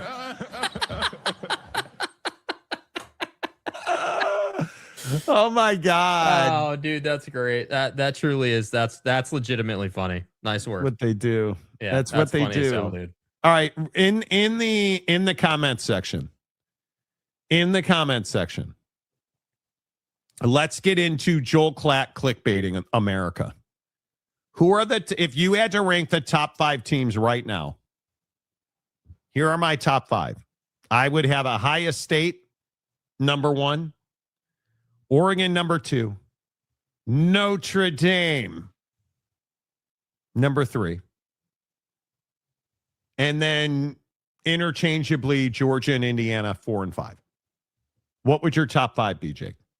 I would have Ohio State 1, Indiana 2, Whoa. Oregon 3. Did you misspeak? No, I did not misspeak. Nope. I'm sorry. Start again. I missed a team. Go ahead. Ryan Day's brother, number 1. Indiana, number 2. With TCU's former quarterback. Which, by the way, he's really good. Shut up and tell me who number 3 is, you prick. Oregon, number 3. Notre Dame, number 4. Georgia, number 5. Better. Sleepers is top fives right now. Obviously LSU. Texas. No. I don't love Will Muschamp coming back to Texas. I just think that for me, like I hate to do this, but Texas has to prove it. You got to show me that you're legitimate. Like I understand that Arch was young. He's way better now. I agree with that. There's been a lot of development. I agree with that. But and everyone always criticizes me for this, but I need to see what it looks like on the field, dude. I'm sick and tired of doing like it used to just be Lincoln would catch heat for this, but I've graduated from that now, right? Like we know like it is what it is for Lincoln at this point. It's established. We know what you need to do. But like for teams like Texas, like I need to see what you look like on the field with Arch, right? Like I have more confidence that LSU and Sam Levitt in a big game would perform than I do with Arch in that offense right now. They need to show like Sark needs to put an offense on the field that can legitimately compete against these teams on this graphic. Those top 5 teams. I don't have any doubt that Texas will be. Their offense is going to be incredible. I think. But don't we say that every year, dude? Don't we say that? Like, haven't we said that the last 3 seasons? Like, I don't know. Here's the problem. Texas State in week 1. Second week, Ohio State, UTSA. Like you worry because you're playing Ohio State week 2. You're going to find out who you are, and you better be able to be healthy. Now, obviously, that game is at DKR, which huge deal. But you're coming off of a disappointing 10-3. If we're being completely honest, in this conference, that 10-3 ain't getting it done, right? Yeah. Like, I mean, So if we're Texas State, Ohio State, UTSA, and then you open on the road at Tennessee, come back home for Oklahoma, Florida, Ole Miss, that is one of the most difficult stretches in all of college football. Is Ohio State on the road or at home? It's at DKR. Okay, that's what I thought. Yeah. They were at the shoe last year, remember? Yeah. Then you're at Missouri, at LSU, Arkansas, at Texas A&M. God damn, Sark. But like, look, that is really difficult, man. I agree that's a difficult schedule. Is that a playoff schedule? Oh, well, there's no question that's a playoff schedule. You got to find a way to win the games. Yeah, it's a playoff schedule. Well, other than winning the games, it's. But hold on, we can't just skip over this, dude. It's the SEC. Like, we need to stop doing this with teams, dude. Yeah, the schedule's difficult, but it should be difficult. Yes. Dude, that's the whole point. That's the whole identity of an SEC schedule. This is precisely what we were arguing about earlier with Meathead in the comments section. Like, you're trying to make an argument about SEC quality. I don't like this. This is the who was it? This is the USC thing. I'm not doing the whole empathy, sympathy thing for these schedules. The schedule's the schedule. Like, you know what the schedule is. I agree. You know what your team has. You have the ability to prepare for these games. Like, there's no question it's a difficult schedule. But at the same time, has everyone not been slurping Arch Manning the whole offseason? Oh, this kid's amazing. This kid, man, he's finally got development. He looks awesome. The offense, like, great. Then take it to the field. Go and beat Ohio State. You beat Ohio State, I'll slurp you. You beat Ohio State, I'll put you as the number 2 team in the country, assuming that Indiana wins those first couple of weeks. You do it. And then we can have a conversation. If you lose to Ohio State by 3 points, I'll say, yeah, you're legitimate, dude. You're a good team. Yeah. You're 3 points within Ohio State. It was a tight game, and you just happened to lose that one. You didn't get blown out. You didn't get dominated like you did last year. You didn't get outclassed like you did last year. But I need to see that. Like, teams that I do that with are USC, Texas, this particular year, or him having Oregon at number 1 is complete nonsense. That's a completely uneducated take. He's basing that on the portal. I think him having Texas A&M at 9 is a joke. Yeah, I mean, Legitimately, the teams who have earned listen, those top 5 teams, you could put them in any order, and I wouldn't have that much issue with it. Agreed. But you can't have. I think Texas A&M is too low at 9. LSU, I think, is too high at 8 with all the transition. How do you have OU at 11? Doesn't OU have to be top 8? Well, to double down on that, how do you have SC in front of OU? How does that happen when you know what that defense is doing? How does that happen? Like, and this is to go back to the top 5. How do you have really SMU quick. ahead of Arizona? Yeah, right. And I think Arizona's going to be really good. Look at the size discrepancy. Because I feel I'm pretty fair about Oregon, right? I've always said Oregon's a playoff team, but they're not good enough to win national championships. That's yet. correct. And here's my issue. That's correct. Here's my issue with this particular top 25 out of Joel Klatt. Look at the size, like literally the size of the dudes on the roster and what we know about these squads and recruiting. Notre Dame's bigger than you. V is bigger than you. Indiana is certainly bigger than you. And Georgia, without doubt, is bigger than you. Look at all the talent Sark got through the portal. Right. So my point is that Oregon, I'd have Oregon top 5, most likely. You got Dante Moore back. You really should be in a pretty solid spot. But I don't have Oregon as being better than Ohio State and Indiana. And I do, and I don't, I think you can make a really strong case. Yeah, I was going to say you make a strong case for not better than Notre Dame. So I think that when you look at this, like this really gets rough for him past 9 at A&M, because the SC Oklahoma quotient here is absolutely ass.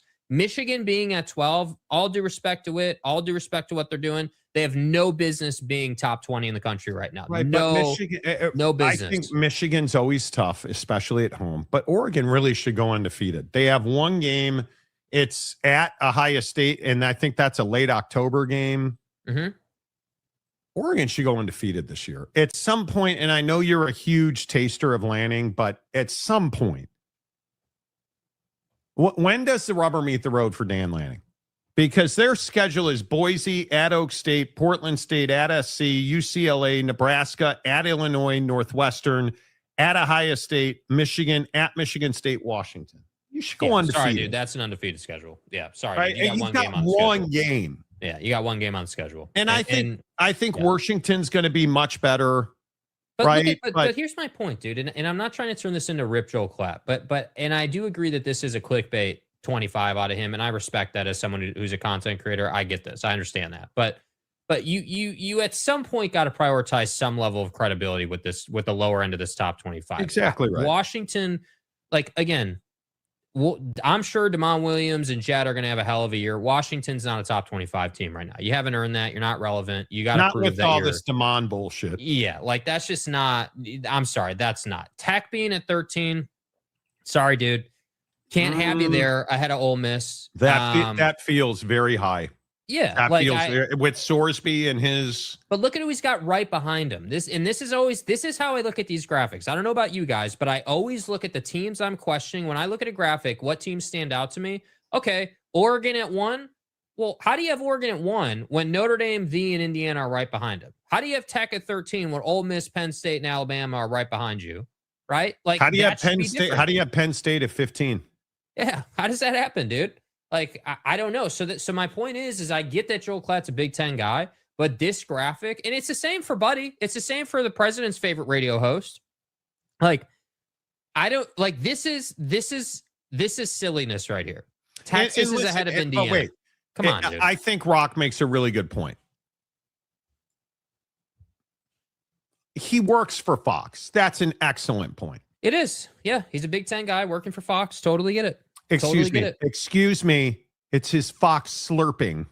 Yeah, it's his Fox conference. I understand. Conference. Yeah, I understand, dude. I totally get it, dude. Buddy's got to push the Big Ten. Great point, I understand. Rock. Great point, Rock. Yeah. So I mean, but again, look at the bottom half of this, dude. Look at how much the Big 12 infests the 13 to 25 range, dude.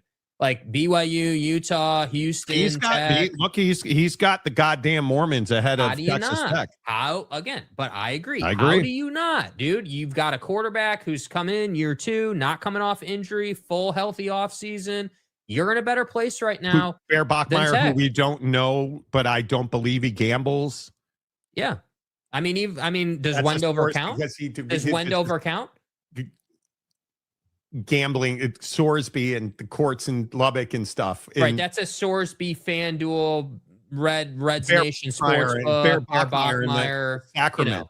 Right. I get it. It all works together. I understand. Yeah. Right. I look at the Big 12. He's got Michigan at 15. He's a wit in the Big 12. Anyway, he's got Michigan at 15. Tech. Look at Houston at 18. So I'm now not the only one saying Houston's on the rise, right? He's got your boy Summerall. But look who he's got number one. Man. Look who he's got number one. And Jake. I don't have a problem with this, dude. I Jacob. don't have a problem. Tyler. Great. Dude, who's number one? You want to stroke the Catholics? Knock yourself out, dude. They look good. They're going to be good. Should be undefeated. Should contend for a national championship. No question about it. Don't have an issue with it. Jacob. My issue is Texas. Jacob. What are we doing with Texas at number 2? What the hell are you doing, dude? What are you doing? Yeah. Okay. So, one, what do we make of Indiana? Indiana obviously lost a lot to graduation, but they're still are they still the best team in the conference? Yeah, I think it's them and Ohio State. Simple as that. They're the two best teams in the conference, and you're not getting around that. And I think have really high expectations for Michigan. Yeah. I think SC's got an impossible schedule. Michigan's a 10-win team, and Bryce Underwood will hold them back from doing more. I don't think he will. Well, see, and this is where you having small giblets is going to hurt you, because I'm not scared, right? I'm not scared to go out and say that I think Bryce Underwood, now having an elite quarterback coach who understands how to coach his style, because Bryce Underwood would have fit really nice at New Mexico and at Utah, right? Into Beck's system. He's going to build a system around Bryce that's going to facilitate his dominance. It's not about the system, dude. That's not the complaint. I agree the system's phenomenal. The complaint is... Listen, Jake, he's not CJ Carr, who's the best quarterback in the history of college football. Bro, he does not have the mechanics to do what Devin Dampier did for back at Utah. Okay, well, that's true. That's, in all seriousness. You're talking about a scheme. But different conference now. Different conference, weak ass conference. No woofs of Waco coming to town to take out your quarterback with the Gatorade cooler. Like, the odds are in your favor, right? Like, we'll go, we'll go that route. But again, I'm not writing off Indiana. I'm not. I think what Sig has done, beyond being unbelievable and just incredible work.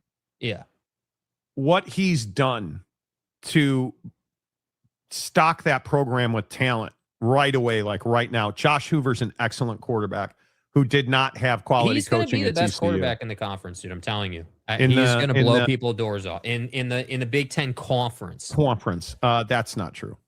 Julian Sand, I think, is the best quarterback in that conference. Julian Sand is, I am telling you now, mark my words here on May 5th. Julian Sand is going to be, I'm telling CJ Carr, Julian Sand. Right. CJ Carr's not in that conference. Right. But I mean, when we talk about Heisman's, the guys who really stand out to me, CJ Carr and Julian Sand, because they're going to have opportunity. Arch, going to have opportunity. And Bear Bachmeier at BYU is going to have opportunity. And I think Joseph Smith's favorite quarterback is so exponentially more prepared to play for BYU than he's ever been at any point. I think he's ready. Bro, CJ Carr had better live up to it, or we are going to it's not going to be knuckle deep. It's going to be like shoulder deep. Yeah, they're already knuckle deep, dude. That's the whole point. Like, I'm not worried about CJ Carr. He's going to be just fine. Listen, I think, and if we were talking about quarterbacks, Notre Dame is set, Texas is set, Oregon is set, Ohio State is set. Look at Miami with Darian Mensah, who you think sucks. I'm telling you, Darian Mensah. I never said Darian Mensah sucks, dude. What did I say? That he's not good. This is the difference, dude. This is the. Oh well, we got a transfer quarterback. It's the same thing, dude. Oh man, dude, played at Duke, won a conference championship. He's Duke. elite, Jake. I'm telling you. Well, that might be true, dude. I'm not doubting his talent, but and it would appear, and I don't know if Rock and Rand is still here, but it would appear Mario Cristobal's got an infrastructure that is, it's working, it's growing. It is, they're preparing guys at a really high level. You think Malachi Tony is not going to be in New York in December? You're crazy. Oh, he will be. He will be. I mean, if he stays healthy, little buddy is going to have to stay healthy. And this year, the secret's out. He's not going to surprise people. But you can't even. How soft is the ACC, dude? My God. Right, but if we're talking about this graphic with these teams, I think Miami has legitimately earned their way to that 5th spot. You're better. Yeah. Darian Mensah's better than Carson Sucks Beck. Like they're going to have trouble being as dominant as they were up front. If we're talking about the graphic, Miami deserves to be there. You can't have Miami in front of Indiana, which is precisely my point as to why Texas can't be at 2. Because Indiana should be 5. Indiana actually should be 4. Miami should be 5, and Texas should be 6. That's where this should be. I wouldn't argue with that at all. But I'm not the guy that's going to sell short Sig at Indiana. I'm not selling. I think, again, what Mario Cristobal's doing at Miami, and much to your point, I think Dante Moore being back at Oregon. The biggest question at Oregon is the coordinators. It's the single biggest question. They've done a great job. Turned over. You know, one of the things that we do in college football, I feel like in the offseason, is we just want to look at portal classes and recruiting. That's all we care about. We just want to look at, what's the portal like? You know, exactly what's the recruiting right. like? That's all we give a damn about. But what I'm telling you, man, is that while, yes, that matters, what really matters is what you do with that class in development. You can have, a class that's regarded as more mediocre, let's say, or maybe not the best class ever, and take them and turn things into a national championship contender. But the point is that Dante Moore is a hell of a quarterback, and he'll be in New York in December. I have no question about that, mainly because they have a one game schedule this year with Ohio State. So he's going to have the hype. There's going to be pressure. There's going to be expectations. But my only question is, how competitive are you against Ohio State? If Oregon in the regular season is a touchdown to 10 points worse than Ohio State in the regular season, I don't know what you do with that, man. Like, you can't have a situation where you're in Eugene, you're in the Big Ten, you're Dan Lanning, you have all these resources, and you're not able to beat these best teams. And I love what Dan's doing here. I'm a big Dan Lanning guy, all jokes aside. But at some point, you've got to overcome that. And I'm telling you, if it's not going to be this year, and I get that you turned over your coordinators, but you have no question at quarterback. You have veteran leadership on this team. Like, there's you better get it done, dude. And if you don't, then I'm going to have to start asking questions like, all right, well, what's going to be different, dude? What's going to change? Yeah, I would agree. Gunnar Stockton's the weakest QB on that graphic. I think that's a really good point. Well, dude, I'm not even joking. If Notre Dame doesn't go undefeated, CJ Carr's got the whole world on his back in South Bend. But he embraces that. He embraces that, dude. He does. And talk about it. And I think the second half of last year, CJ was a significantly better quarterback. If they'd have played Miami in November or October, I think that would have been a much better football game. A much better but you didn't, and you lost the only 2 games that matter. Mm-hmm. You lost the only 2 games that matter. Yep. So how is Indiana not in the top 5, but Miami is? Because again, this is my point. Because it's May. It's May, and all people are doing is they're looking at Mensa. And I'm telling you, it's a mistake. I promise you. I'm not saying Mensa sucks, but if you're the guy saying that Mensa is a more impactful addition than Josh Hoover for Cignetti, you are missing, dude. I'm telling you that, and here's why. It's not because Mensa's lesser of a quarterback. Mensa is actually a better quarterback talent than Hoover, in my opinion. He runs better. He's a good enough thrower to be dynamic both ways. The difference is that Cignetti's team is more physical, runs the football more effectively, and he is going to give Josh Hoover tons of opportunity down the field, which is inevitably going to burn teams. And that, Yeah. if you're looking at the Big Ten and you're like, hey, is Indiana legit? That's what you should fear, is the scheme that Hoover's able to operate in. Dude, when you have Cignetti out here saying stuff like, yeah, well, man, Josh actually has a legitimate defense to work with now. Do you understand the red assery and the confidence bro has in his system to say something like that about Sonny Dykes? Like, I'm just telling you, I'm not going to sit here and say I'm a Sig fan, but I just respect what the guy has done with this roster, man. I'm telling you, he's a threat, big time threat. Yeah. Yeah, I agree. Matchup throwdown. Hey, Jake, you got Summerall all over your face right underneath the landing strip. 100%, dude. You call a mustache. I'm a Lanning guy, and I'm a Summerall guy. There ain't no question about it, dude. I heard. And how much did you fight me when I said Summerall was a great hire at Florida? I doubted it initially. I was not a fan of the Summerall hire when you passed on Lane. But I have to say, even though that dude's running people over in the tunnel, I'm a big Summerall fan. I'm not really here for the jump off the top of the building joke. But I'm good with, hey, like when we go out, our guys need to expect to win every single game in championships. Yeah.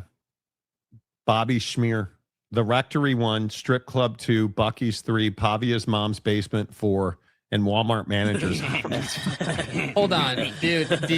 I know that you didn't just roll out a top 25 spring ranking of James references. That's incredible, dude. Man. Okay, Jeremiah, if you're listening, That's I'm gonna need since you're so keen on making graphics this morning. Jeremiah made a political graphic about something, and I remember only while the show was going on. Mm-hmm. I'm gonna need a graphic created that mimics Joel Klatt's, but is Oak State James references. It is a post-spring practice. What did Joel Klatt label this as? Wasn't it just post-spring? Post-spring top 25. Now, where the Fox College Football is, I want you to just put the Monty Show, and then right where Joel Klatt's show is, just put Oak State James references post-spring top 25. Get that done. We'll put it on the screen, and we'll see what people think of it. Don't overthink it. Just get it done. Miami will go 0 personnel this year because of how much better the wide receiver room is and what Mensa can do that Beck couldn't. And how many times will I say, Darian Mensa was a quarterback last year, they win a national championship. Yeah, dude. 100%. My belief is if Darian Mensa had been the quarterback in the national championship game, Miami's got a ring right now. Yeah. But he wasn't, so they don't. That's how much I believe in Darian Mensa. And I know you don't.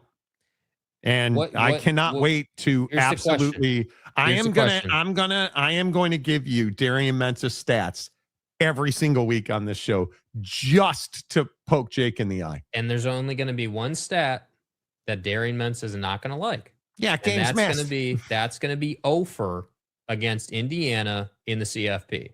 Because I'm telling you, I'm just telling you, man, if you're by taking Mensa, you're saying that Cristobal is a better developer of quarterbacks than Curt Cignetti and his staff is.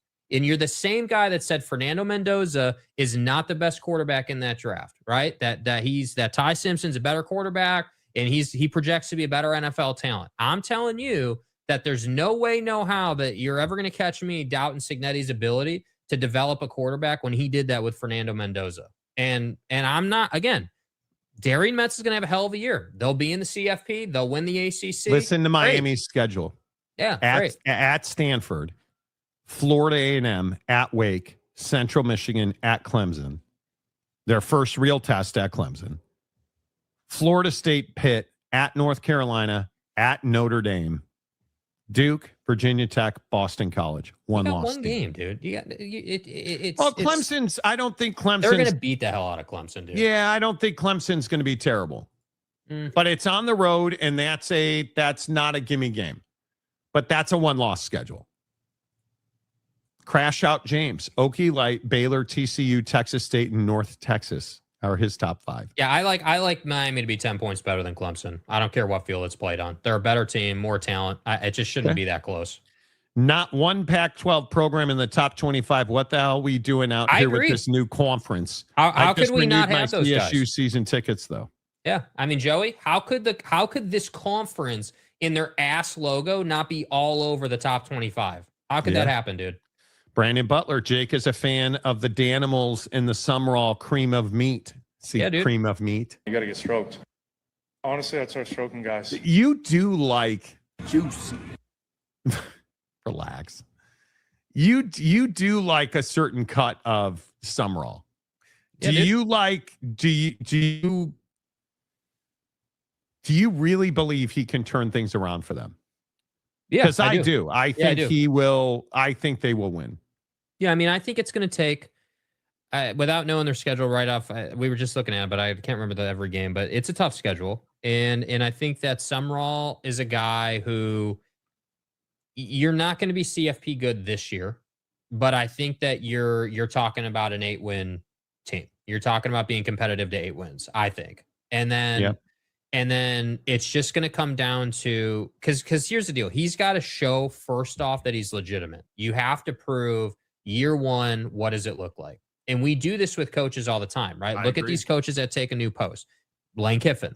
Hey, Lane, dude, the world is the expectation. Natties or bust is the expectation. Sam Levitt being hurt's not really helping your spring situation, but he'll be back. You guys really should be top cut in the SEC. There's just no question about it. So, like, for Lane, I would expect nothing short of a 1-loss season. Don't care how hard your schedule is. You were brought in to do a job. That's the expectation. Anything less is a disappointment. So for Summerall, I look at you and I say, okay, well, you're coming up from the G6 ranks. People like you. You're doing a really good job. Energy's good. You're saying the right things, doing the right things. But just like I say it about Texas or SC or Mensa at Miami, Hoover at Indiana, I need to see what you got on the field. And I just think this year is a 7-8 win schedule. And the following year is probably where you start contending for the CFP. They're not winning 8 games this year.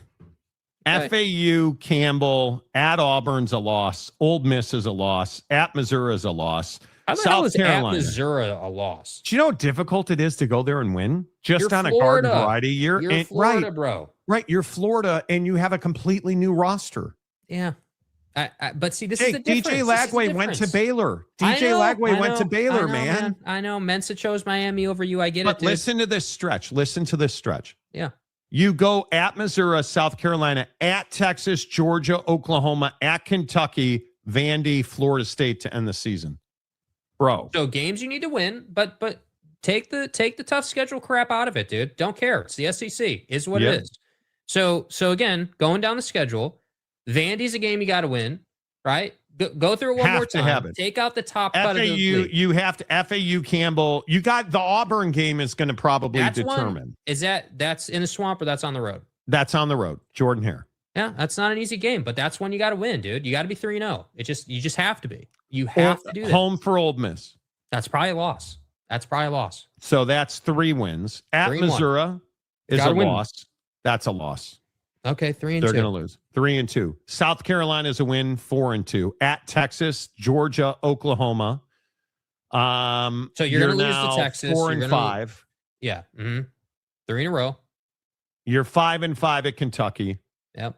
You are 5-6 at Vandy, and you are no. You can't lose to Vandy. If he loses to Vandy, you're disappointing now. You can't lose to Vandy. Vanderbilt was 10-3 last year. What am I going to say? Diego Pavia's mom's not straddling the railing anymore? Bro is taking run play option snaps in Ravens rookie camp. Okay. I'm not. I guess this is the difference. See, this is how I look at it, dude. If you're legitimate, you're beating Vanderbilt year one. That's just what it is, man. You're not going to beat the top cut. What about at Florida State? Yeah. I would expect you to beat Florida State. They're not very good. I would expect you to beat Florida State. That's a rivalry game. Get it done. Bob Chesney will end up being the best coaching hire this offseason. He got UCLA to spend money. They are on fire recruiting trail-wise, so they are. Bob Chesney's a hell of a coach. Yeah. Kyle Whittingham's the best hire this cycle, in my opinion. Jarhead, half of IU's defensive line is from K-State. Hurts my soul. Yeah. This is a huge year for your quarterback. Make or break. Well, I don't know if he can ever make, but It's a huge year. Who's your Dave? No, who's your daddy? If the refs weren't blind, IU would have beat Miami by 24. Yeah. Are those boomerangs or the Callaway logo on Monty's golf shirt? Okay. I'm more worried about Virginia Tech getting better towards the end of the season than Clemson early in the season. It's an interesting point. You believe in James Franklin? Yes. Yeah. The Pac will now sue because they were left off the top 25. Mm-hmm. You know, Delaric. Good morning, Delaric. The new logo is keeping the Pac out of the top 25. Could be. It's terrible. Could be. It is ass. And Donuts still waiting for James's 2026 football stadium ranking. I sifted through all that. I'm going to go ahead and need a graphic on that. Yeah. You know. All right. Can we get to this right here? You guys, I need help with this. I want to understand this. Is this Bill Clinton in the blue dress? She was there. It happened. Okay, let's move on. This Steph Diggs thing. And I want to be careful, which is not what Steph Diggs was when he was smashing the chef. I did not have sexual relations with that woman. Yes, Steph, I think you did. Don't know that that's in question. I'm going to say this again. Let me get this right. You're a multimillionaire, elite wide receiver in the NFL. You're dating one of the hottest chicks on the planet. And you're smashing your private chef to the point where she sees it as a cash grab and is saying you didn't pay her and she was abused. And now you're going to see some testimony from court yesterday. This is not the smartest chef in the world. And I know, look, Steph Diggs only hires the best people. I totally understand that. What were you thinking when you interviewed this woman to be your private chef? Adams, you had gotten paid for 2 of the 3 weeks that you said you hadn't gotten paid for, right?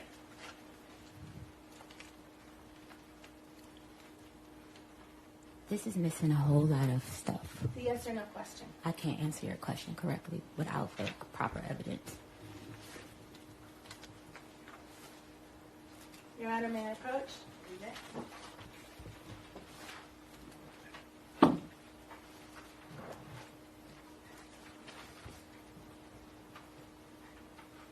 Do you recognize this document as text exchanges between you and Sonny?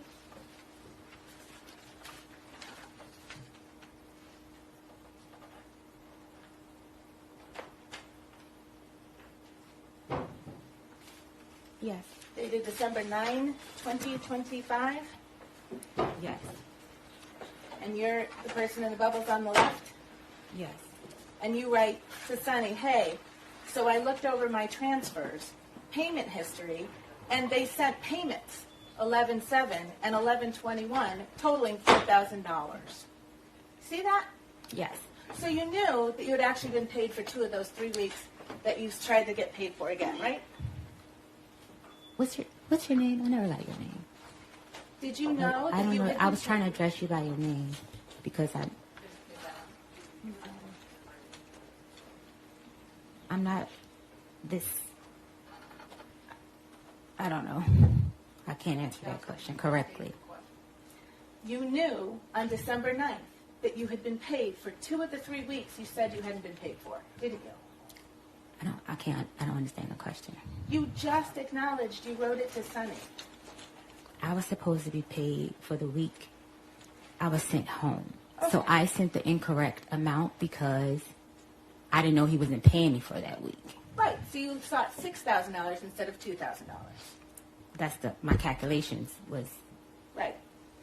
And so that last week, that was a week you didn't work, right? Because I was sent home. Right. So you weren't in the kitchen cooking.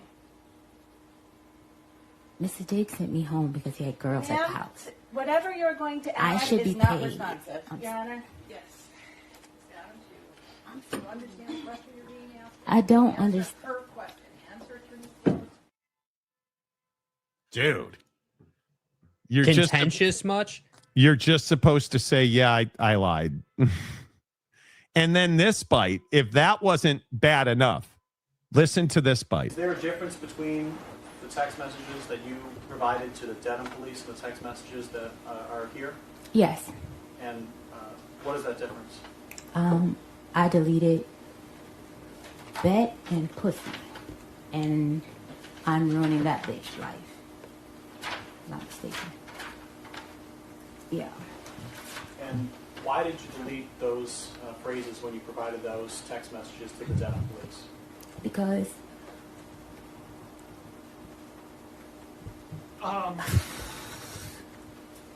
when I was abused in my previous relationship, when I would say things, The objection is sustained. he would. The objection is sustained. There's no question there. Again, the jurors will disregard it. Sidebar.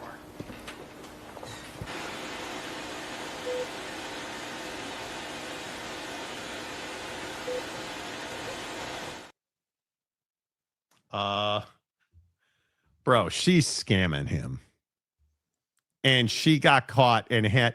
Here's my question. Did you not prepare for this testimony at all?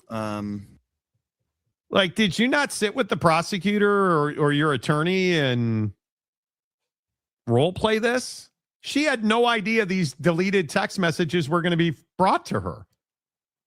She had no idea she was going to be asked about why she lied about how much money she was paid or not paid.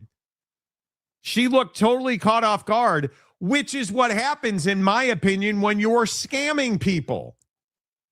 Is this like, how are you Steph Diggs and you're getting yourself into this situation with this woman? And do you see how much money guys like Stephon Diggs waste on kids and chefs and women? Is this not the ultimate illustration of a rich dude who just, you smashed with this girl allegedly, and we're surprised that this is how it's working out? Like, what are you doing? Making dumbass decisions is what you're doing. That's what you're doing. He hired this woman. He hired this woman to be his personal chef. And they wind up having a Bill Clinton moment. And it's crazy to me that he allowed this to happen. And I guess I just don't understand it. Yeah, I mean, I just think it's just awful decision making. I mean, I think that, look, this is the same guy who was on a boat with multiple women at the time and had what everyone publicly referred to as pink salt substances on the boat. So I think that, look, Steph Diggs, we know who you are, bro. We know what you're looking for. We know what you prioritize and the type of enjoyment that you like to get out of people. And I agree. It's always a he said, she said. It's always oh, he didn't pay me. He did. He didn't. I deleted text messages. I did, like, you know what I mean? Like, there's always issues like this. And I think that Steph Diggs is just perpetuating what this offseason has been defined by for the Patriots, which is issues off the field with women. And he is accused of assaulting this woman. They've had a sexual relationship. He hired her to be his personal chef.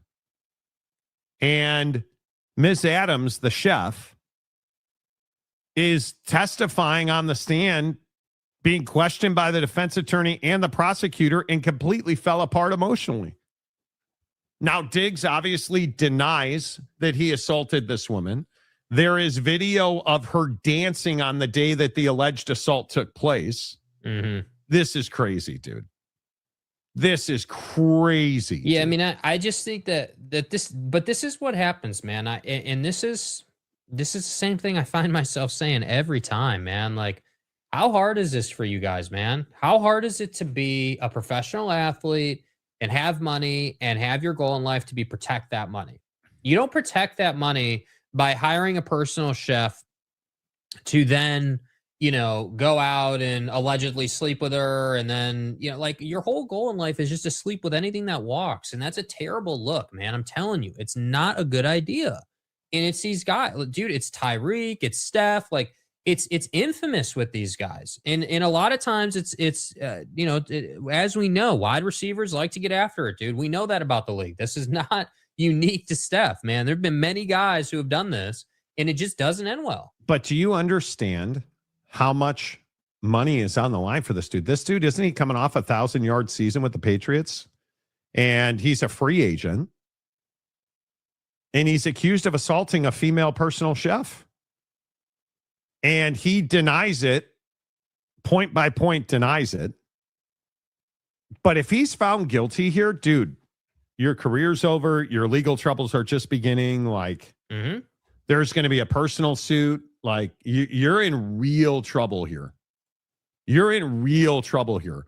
You've just given that all of this away. I don't understand how guys put themselves in this situation. Yeah, and it's I don't understand it. It is, I hate to say this, man, but and maybe this is my ignorance, right? As someone who's not a multimillionaire, someone who doesn't have that lifestyle, I obviously never made that amount of money. Like, okay, maybe I don't have the perspective that these dudes have, so I guess it's easy for me to say, but I just look at it and I say, okay, well, if I did have all that money, my first thought wouldn't be to hire a chef to then try to sleep with that chef allegedly and then, do whatever I did. Yeah. You know what I mean? Like, that wouldn't be my first thing. That wouldn't be what I try to do. I mean, but you're also not out there cheating with a bunch of women, having kids with multiple women. Like that, and that's kind of my point. It's like it's a pattern of decision making out of these dudes. That's just, hey, I want one thing. Shocking. Which is Pound Town.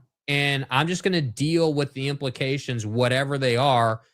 Can you imagine waking up one day and your entire career is on the line and all your money's on the line and it all hinges on a trial, essentially? Like, I don't want to be in that position, dude. I'm sorry. Like, sorry, dude. I'd rather be the guy who's not a millionaire, grinding, like working on stuff, doing what I can, and not having to worry about a chef that I hired testifying at this trial. I that's the thing that always amazes me is what these dudes put themselves through, the stress and and just the negative energy. And like, is it too hard to just simply, and this is what I respect about golfers so much, not to change the sport, but this is what I respect about veteran golfers who understand it. All you need to do is stay out of trouble off the course, work on your game, be in the gym, take care of your family, and spend your days out in the sun on the green pasture hitting a white golf ball around. It's just not that hard, bro. Just keep hitting the easy button. It's not that hard. Like, all you got to do, Steph, is spend, probably, like, if we're real honest about this, Steph Diggs, with who he was, he probably just needs to give it another, like, 4 or 5 really locked in seasons, and you're set for the rest of your life, no question about it. Like, lock in, no trouble off the field, you're good to go. But no, that's not good enough, Steph. We got to do this. This is what I say about Tiger. This is my whole point, my whole take about Tiger, dude. It's not that difficult, dude. Playing 3 PGA Tour events a year, the Masters being one of them, and whatever 2, signature events, or the Riviera event. Oh, and hire a driver. And hire a driver. Stop rolling your Range Rover, dude. And then what I love about it is you roll your Range Rover and you thought the best thing to do was to call the president because all of a sudden you're besties with the president and he's going to bail you out. What, is he going to pardon you over a car accident? Like, come on, Tiger. I love you, dude. I love the game, but be better. And it's just a tale as old as time, man. These dudes getting themselves in trouble for no good reason at all. Yep. Didn't Diggs' lawyer already prove she was lying on the stand and committing perjury? Potentially. We'll find out today, right? Diggs should have stuck with the Chef Boyardee in a microwave. Seriously. I mean, I don't even know what you do with it. Yeah. As the old rule says, don't put your turkey baster in the dishwasher, right?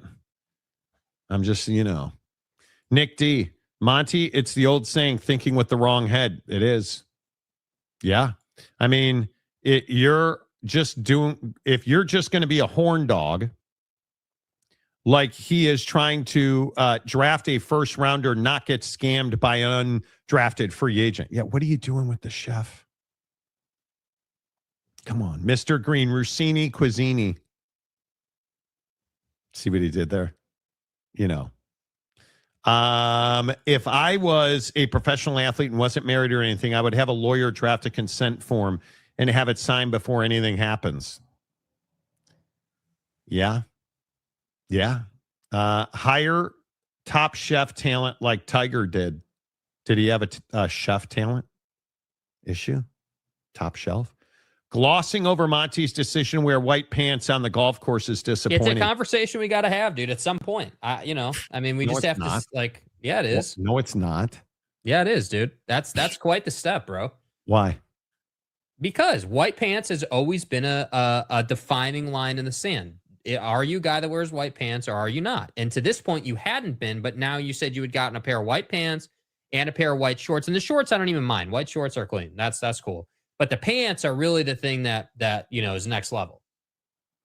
Yeah. Listen to this. L'Jarius Sneed, all criminal charges have been dropped. Sneed was charged with aggravated assault and reduced. That was reduced by a grand jury to misdemeanor offensive failure to report the commission of a felony. The state of Texas dismissed the misdemeanor completely Friday. Sneed does not have a conviction or admission of guilt of any kind and is now clear to play. He wants to play. So L'Jarius Sneed looks like he got off the hook. Bro took his medicine. Pay All right, the money, move along. Can we shift gears and talk about Victor Wembanyama last night? Dude, this is... to say that this is an I told you so story wouldn't do the story justice. Like, I can't get over the fact that Twitter is abuzz about, oh my God, 12 blocks and look at the alien doing alien things and flying everywhere and the chaos. Yeah, but did they win the game? They won the game, right? Oh, no, you didn't win the game. And then Twitter tough guy overnight retreading all the tape and everyone's slowing it down. Then you realize, yeah, it turns out on like 5 of those blocks, he's either fouling Rudy Gobert or it should have been called a goaltending because the ball hit the glass first. It's not some great performance, dude. I'm sorry. You're not that guy, pal. Are you really good? Yes. Are you an impact player? Are you a franchise level talent? Of course. Yes, I agree with all of that. No question about it. Are you Bron? Are you win championships on your own good? Absolutely, positively not. And we need to stop saying that about this guy. I'm tired of that. Yeah, I think Victor Wembanyama is a very good player. There's no doubt about that. The problem is offensively, he struggles against Rudy Gobert. And he got away with murder last night. 12 blocks is phenomenal. But at least 3 of them are goaltends. And I don't even think it's that controversial. It's definitive. It's not controversial. The replay shows it. If the ball hits the backboard first and then you block it, that's goaltending. The fouls are the other egregious thing. Like, there's 4 or 5 of them that are just fully his hand is on Gobert's arm in one case. Like, they're clear. The Julius Randle, where he forearms Randle in the side, then blocks the shot, that's a foul. And they're not calling it. And maybe he's getting the SGA treatment. That very well could be. And this isn't me hating on Victor, because I'm not. I'm genuinely hating on the NBA officials. And this is what makes it tough to watch the NBA right now. Lakers, and did you guys see the Lakers tonight? Did anybody see the Lakers tonight? 15.5-point dogs. 15.5-point underdogs, the LA Lakers against OKC. Yep. And a lot of it is SGA is going to get every call. SGA is going to get every call. Luka not being in the lineup, clearly a factor. But you have the Lakers at 15.5 against OKC. Yeah, I mean, I think take the officials out of it, take the Luka thing out of it, just team for team. I think they're probably 3 to 4 possessions better than the Lakers in a game for sure. You're talking about probably 6 to 8 points better in a game. Yeah, and then I think you pile on the officiating thing, the Luka thing, the Austin Reeves is probably 80% thing. Braun is 41 thing. Yeah, I mean, 15 feels reasonable to me. I think that that's actually pretty reasonable, honestly. No, that's crazy. 7.5 or 8. Come on. I think you're giving the Lakers too much love against this team, dude. They're gonna run up and down on the Lakers. I think that Braun is gonna do and have a great series. I have no question about that, dude. He's on a mission, but it's gonna take more than OKC playing like crap to beat them. Like, you're gonna have to run offense. You're gonna have to be smart. You're gonna have to get really good performances out of guys that you're gonna have. Marcus Smart's gonna have to make 3-pointers. Rui, he's going to have to shoot make the 3-pointers. And Rui's been the best 3-point shooter in the NBA playoffs so far. Yeah, and that needs to continue. No question about it. No question about it. You know, Laravia need to continue to contribute, right? I need game 1 of Houston Kennard, not game 6, not game 7. I need the guy who goes into the mid-range, knocks that shot down, then is happy to knock down the jumper on the left wing. Like, I need that. If you're going to beat this team, those guys got to perform, and it's just inconsistent. And I think that, look, I like the story a lot. I actually think it's really admirable that the Lakers beat Houston. I think that Bron did a job. I think that his greatness is not to be denied right now. You know, I'm still a Jordan and Kobe guy. I still think being undefeated in the NBA Finals is a goated stat. You're not overcoming that. I don't care how many. You know, I'm just not the guy that says Bron is overall the better player. It's a discussion for a different day. Okay, great, cool. But I am certainly going to say I appreciate LeBron. I appreciate what he's doing this postseason. I appreciate that JJ Redick has worked out. It's a good hire now, right? You won a playoff series. You did it with a team that's hurt. You did it with a team that's shorthanded.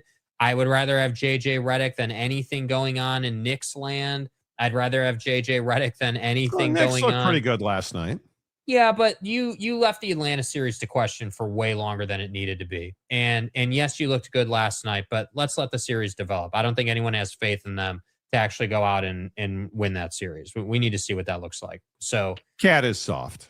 Yeah. So it's like, you were at home. That's a game you should win. Like, let's be honest. And what's the old saying? The series doesn't start until the home team loses. Home team hasn't lost yet. So correct. Let's see what it looks like. NBA is only slightly more legitimate than pro wrestling. Yeah, I think that there's spots in the NBA. There's bright spots. There's not the whole league is definitely not where it used to be. It's not. You're not going to catch me watching. This is the problem. I don't have to watch the Spurs game to know what happened. Like, Ant shot over you and made you look dumb. You committed a bunch of fouls and committed a bunch of goaltending that shouldn't have been allowed, and they allowed it. And then missed a game-winning 3 wide open. Yeah, and then missed the game winner, and no one's going to hold you accountable for that. And then, again, the SGA thing tonight, like, I don't come in here tomorrow and be surprised. Don't come in here tomorrow and be the guy that's bitching about SGA's whistle, because it's going to happen. We already know that there's going to be a big-ass discrepancy in free throws in this game tonight. And if there's not, if the free throw margin is competitive and close, then I'll give them credit for that. But again, seeing is believing, and I highly doubt we'll see that. We'll see. Nick D says the NBA refs need to call the regular season like they do the playoffs. Well, but that's not. That's never going to happen. I disagree with that. The part of the home court advantage is officiating. The problem is they've taken it way too far, and it's just it's ruined the integrity of Oklahoma City's run. Like, that's the other side of it that nobody talks about. Oklahoma City is a legitimately good basketball team. They have many ways to beat you. SGA is legitimately an MVP caliber player. The problem is that when you're giving him basically every call, when 50-50 goes to SGA every time, that doesn't create a fair environment. And I agree across the board, the league isn't allowing defenders to play defense because they're blowing fouls or calling fouls constantly on every little thing. Like, at some point, you got to let these guys play. It's the playoffs. So I just think I agree with what you said yesterday. NBA officiating definitely has narratives they're trying to abide by. They definitely do that, but they need to do that correctly in the long term if the league's going to stay healthy. Yeah. Let's see. Roche says, I think Wemby is still getting better. Oh, there's no question. There is no question. He's not, in my opinion, capable of carrying a team on his own. I just don't think he's good enough to do that. Not at this point. Brandon Butler, the issue with reffing, umpiring, et cetera, is supposed to be the same regardless of playoffs or regular season. I don't know. Is it? I don't know that it is. I think in baseball, it's much easier to do that. It's a strike or it's not, especially with ABS now. It's a strike or it's not. Why do you sigh?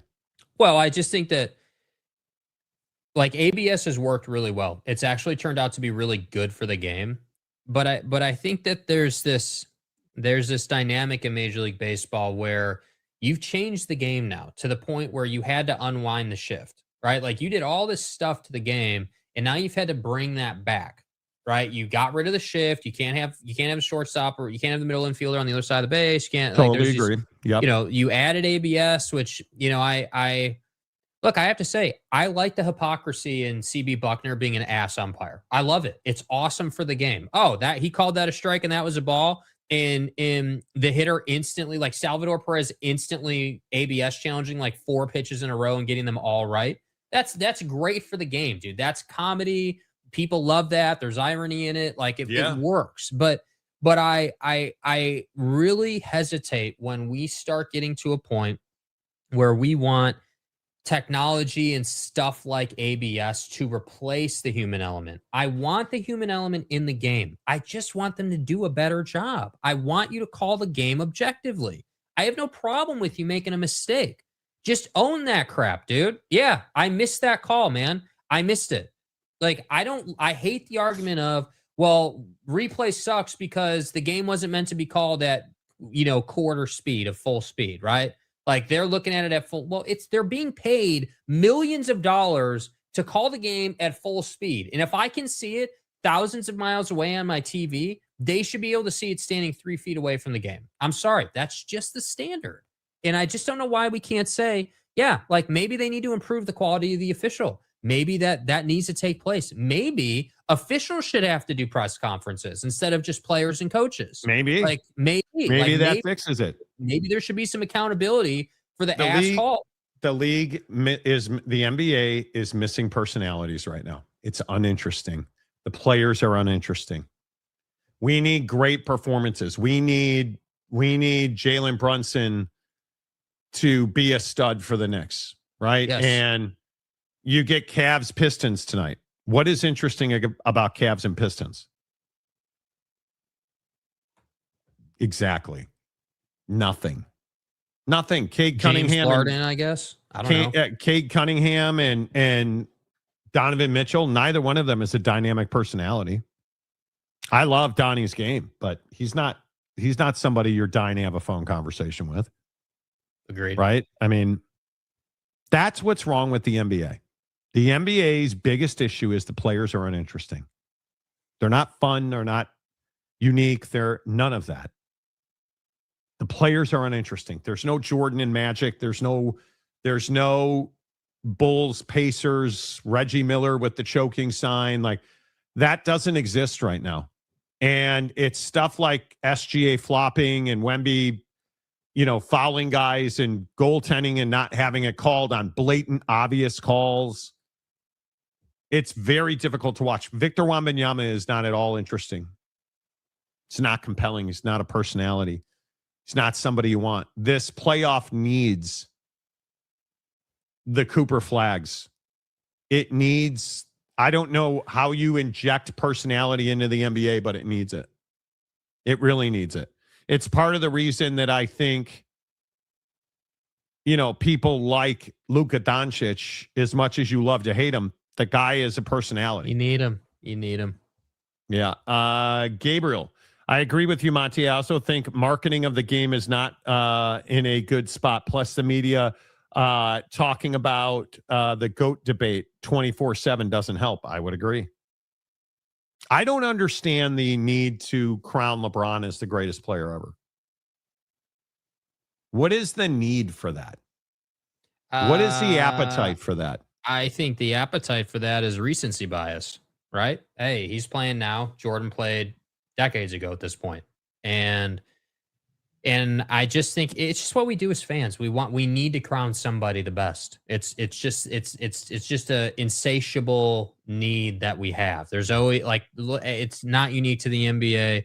It is it's just what we do in sports, man. It's part of what defines the story, right? I mean, if Scotty Scheffler was the 100th ranked golfer in the world, nobody would care that he came in second place. But he's the number one golfer in the world.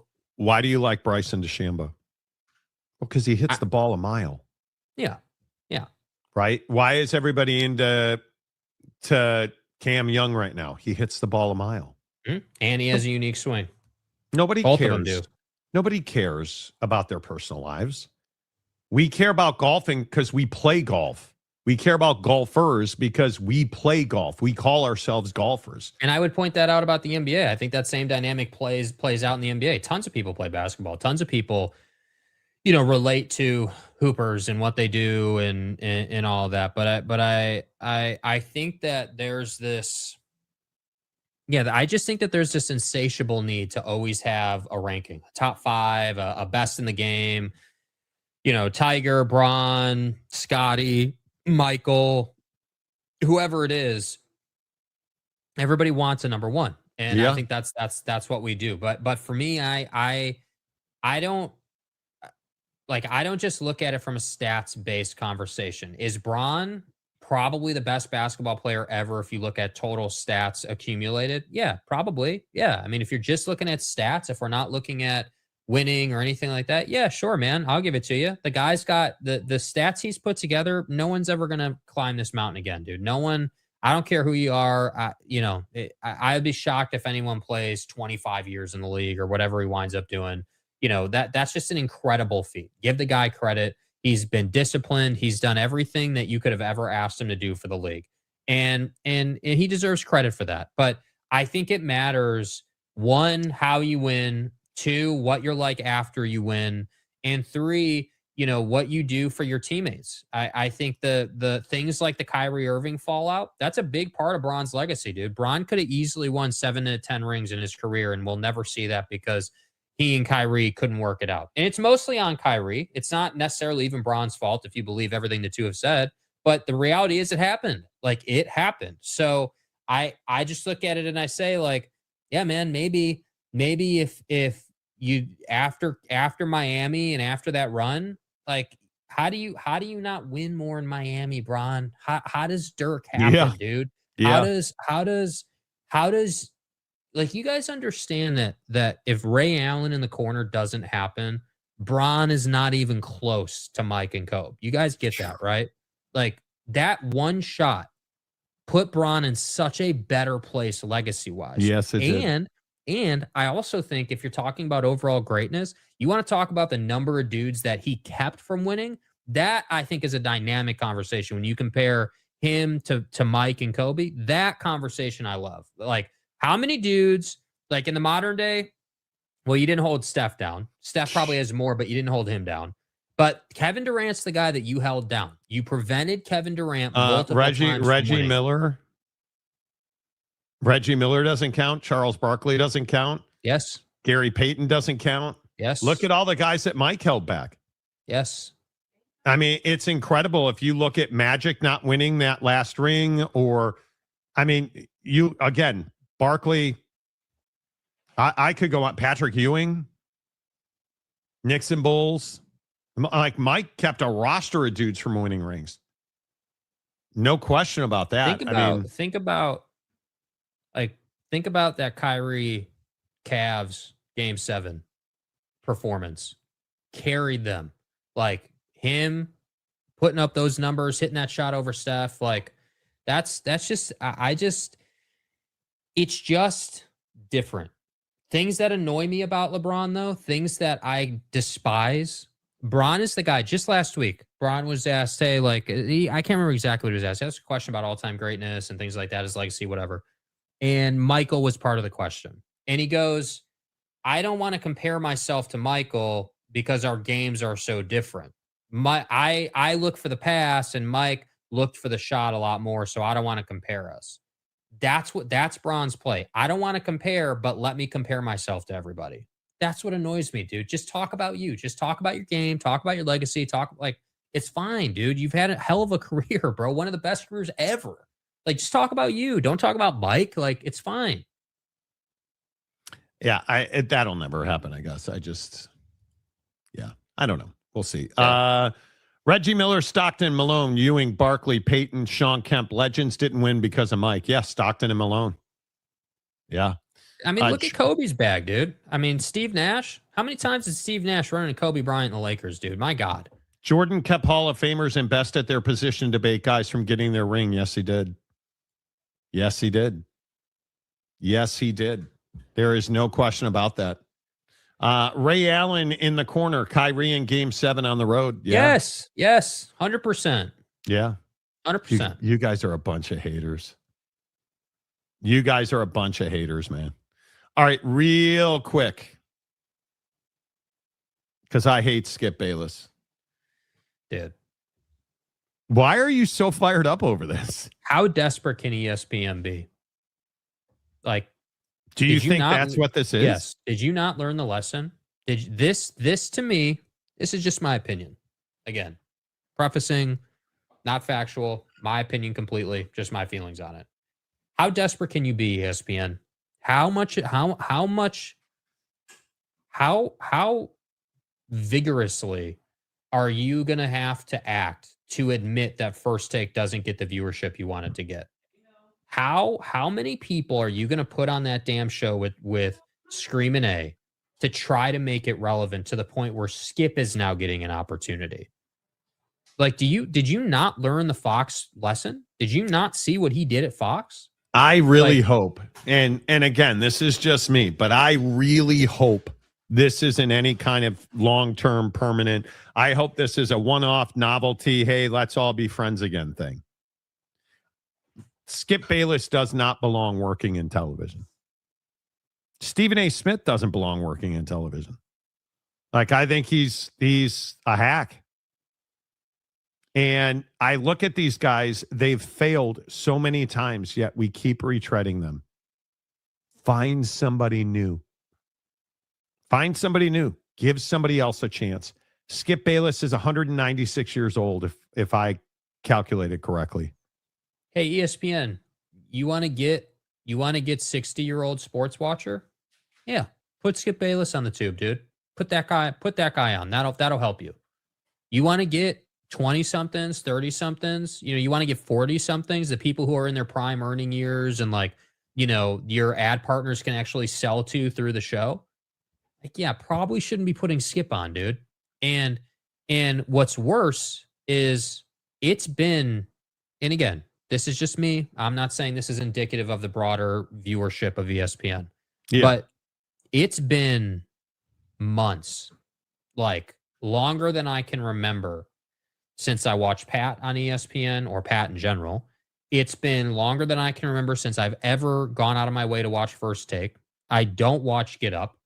I've never seen First Take. And I'm proud of that. Yeah, as you should be. The only time I've really ever seen First Take is like at a bar or like, when they're but that's not watching it. That's not, I've never watched it. Yeah, I've never in my own home turned it on. And I haven't watched Pat McAfee since I moved to Seattle. Yeah. Haven't seen it. And that's been 6 months now? Or no, more than that. Good Lord. It's going on a year. October, November, December, January, February, March, April, May. 8 months. 8 months. Yeah. I have not seen Pat McAfee in 8 months. And I don't miss it. I I feel like TV is so broken right now. And I just don't understand I just think it's a silly decision. I agree with you completely. If this is anything more than just a one-day reunion situation, if this is somehow a tryout for Skip Bayless, if this is somehow a, hey, like, before we put you on, we need to have a conversation that you got to do this differently, that the same old BS crap that you just spew is not going to be good enough anymore, that you need to actually have informed, educated opinions, and like it needs to be based in fact, not based in lava spewing and hot taking and all that. Cool. But that's why I say it just comes off like the minimum is the optics and how it feels. It comes off as you're desperate for people to watch. Oh, we need people to watch. Hey, let's throw Skip on this thing and let's give everyone a week's notice. Hey, by the way, ESPN, call me an asshole, I guess. I'm not going to watch. I'm going to catch it on Twitter afterwards at my convenience.